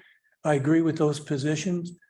But after that, it's like, I think the city manager should stay pretty darn close to this thing. And then be able to go ahead and do the kind of course corrections that are going to be needed and not rely on a group of volunteers that meets, I don't know, once a year, once a month, whatever. So those would be my comments. Thank you. I really, all good. Thank you. It's, it made me think when Sam was talking about options. Maybe there's a second option where the board that we have is an advisory board. That we've got a board, the structure that he's talking about, but it does report. I think that's. And it's nonprofit available to get grants. That's. Yeah. And that is a drawback, so. But. And I would lean towards the temperament of the community right now is they want the city out of this. So I think the best tool for the city to have some controls over is how the funding is handled. So you use the funding as your device. You say you hire good people and you pay for good people. And then you put the rest of the funding in some sort of bucket that the event center has to then request. So that there is always a give and take with the funding. That way, the board is free to make their own decisions. And I still think, I know that 501c3 doesn't have a membership. I think it should have a membership of some kind. Just because then you have a third party who can come in and say, I don't like what these folks are doing. We're going to vote them out of here. But with the chamber, let's say the same, chambers in hot water. How would the council would be the one to react, and I imagine would have power to do so. Power through the contract. Yes, With their contract. Yeah. but I also don't think we provide great oversight for that contract and that we never have. Maybe we're getting there, but Yeah. I feel like that's the issue a lot of times with these volunteer boards. The chamber has the same thing. These rollover boards that keep changing, and if somebody comes on with a great idea and they run their personal agenda and so I mean there A copacetic board is so important, and there is, and I see what you mean about term limits, but institutional knowledge is also very valuable. all right, I'd like to give Barb a chance to speak. I worry about the city oversight very much with a nonprofit. But I also worry about forming a nonprofit and finding the people to volunteer. Our volunteer base is getting old and tired. And I also worry about being able to find good staff members that can either afford to live here or, within reasonable commuting distance. And Got a next month's council agenda ready to rock. yeah, so, I mean, and when Bruce was talking, an idea flashed in my mind that I don't know if we started out as a city run program and then switch to a nonprofit. I mean, I thought, would that work? I don't know. I'm more That's, confused no, all good thoughts. than when I Your walked in. confusion is helping. Yeah. I do like that. I like that too. If it's possible. Yeah, I like that too. Yeah, you can always do that. It just opens up our funding to a broader base. But if we want to just get on our feet with city, we can certainly do that. We've got the possibility to be dynamic here. You don't have to put it all down in black and white. Well, let's leave as a possibility a Friends of Nekus. That could be a nonprofit that works parallel to this, but honestly, I think where we're at is adjourning soon. All in favor? And we have, I would think we should explore the two tracks. I think we should explore the nonprofit and the city run and what that might look like.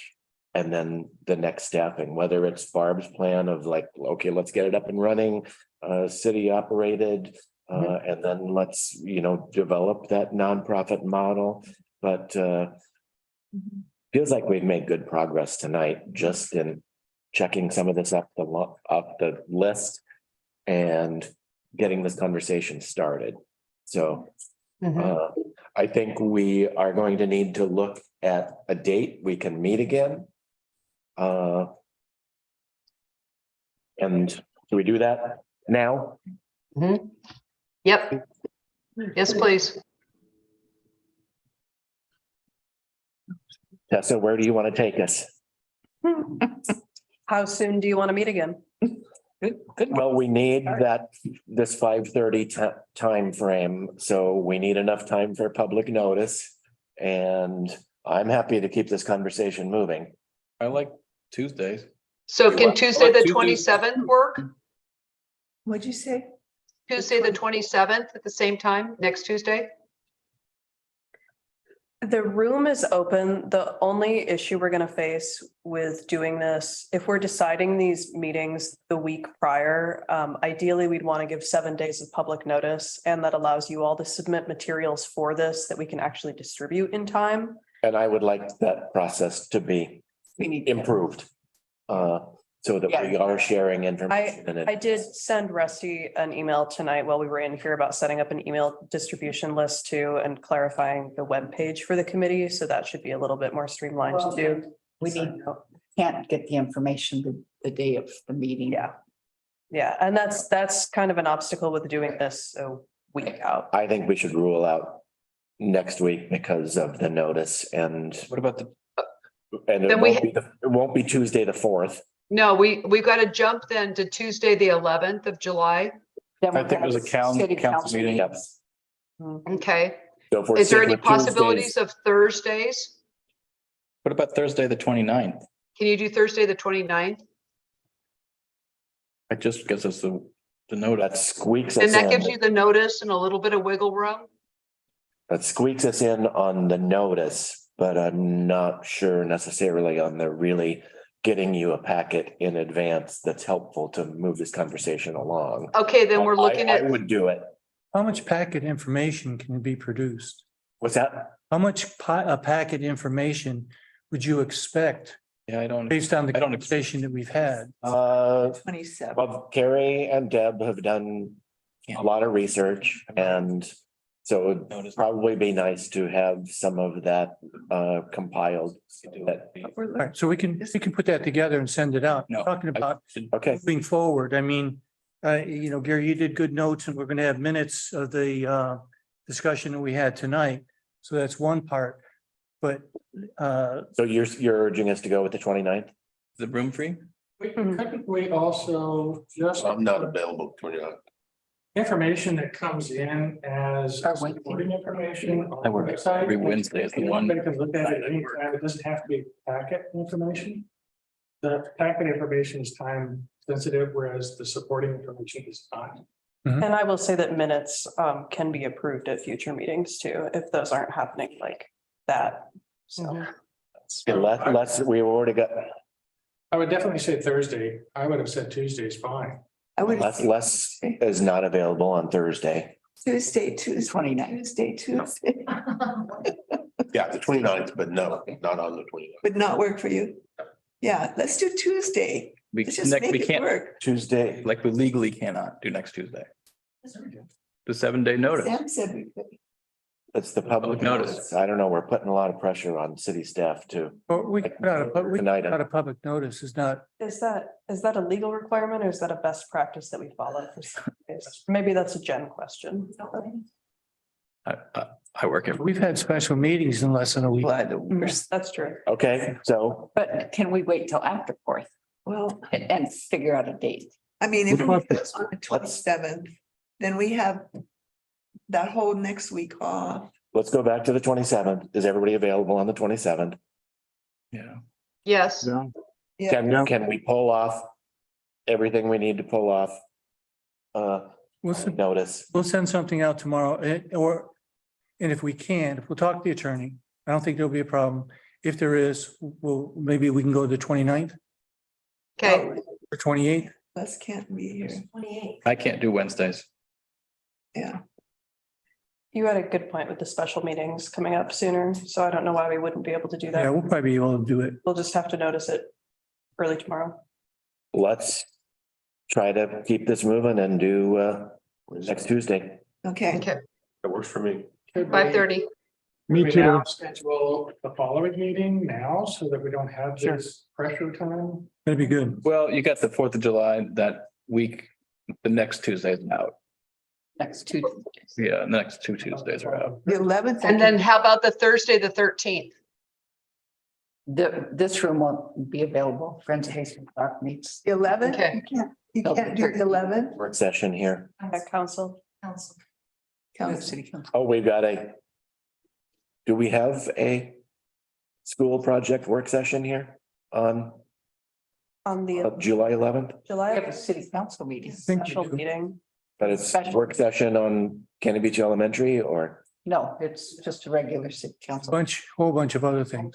Yeah. So it's a smorgasbord. Was the sixth mentioned? Six. The sixth, Sixth is open and here. 6 is fine. Yes, I don't. six works for me. I can Does that give us squeeze enough that. days? I mean, is that 1, 2, 3, 4? No, they're talking for another meeting. A fourth meeting. Is there anything wrong with scheduling the 2 meetings from now at the next meeting? No. Not scheduling another meeting right now. That's what we're trying to do. I was thinking we could get our meetings a little more compact, actually get this done. Well, yeah, that would be great to say we don't need another meeting. Well, we do. Good gosh. No, we do need one now, but I'm saying if we schedule them out. Okay, then where we can- were we at on Thursday, the 6th? I could come. Yes, I'm fine. It's fine. I'm fine. I'm fine. Okay, you want to put that one in as our next date, and then we've got next 2 meetings. Works. Okay, so the 27th at 5:30. Mhm. In June or July 26th or July 6th, Mhm. second one. What'd you just say, Bruce? The second meeting is July 6th. I was just trying to get it in Yes. my head. Okay. All right. Don't have my agenda in front of me, but is there anything for good of the order? And we're adjourned. Thank you. Good night, everybody. Night. Thanks. Good discussion. Thanks, Carrie.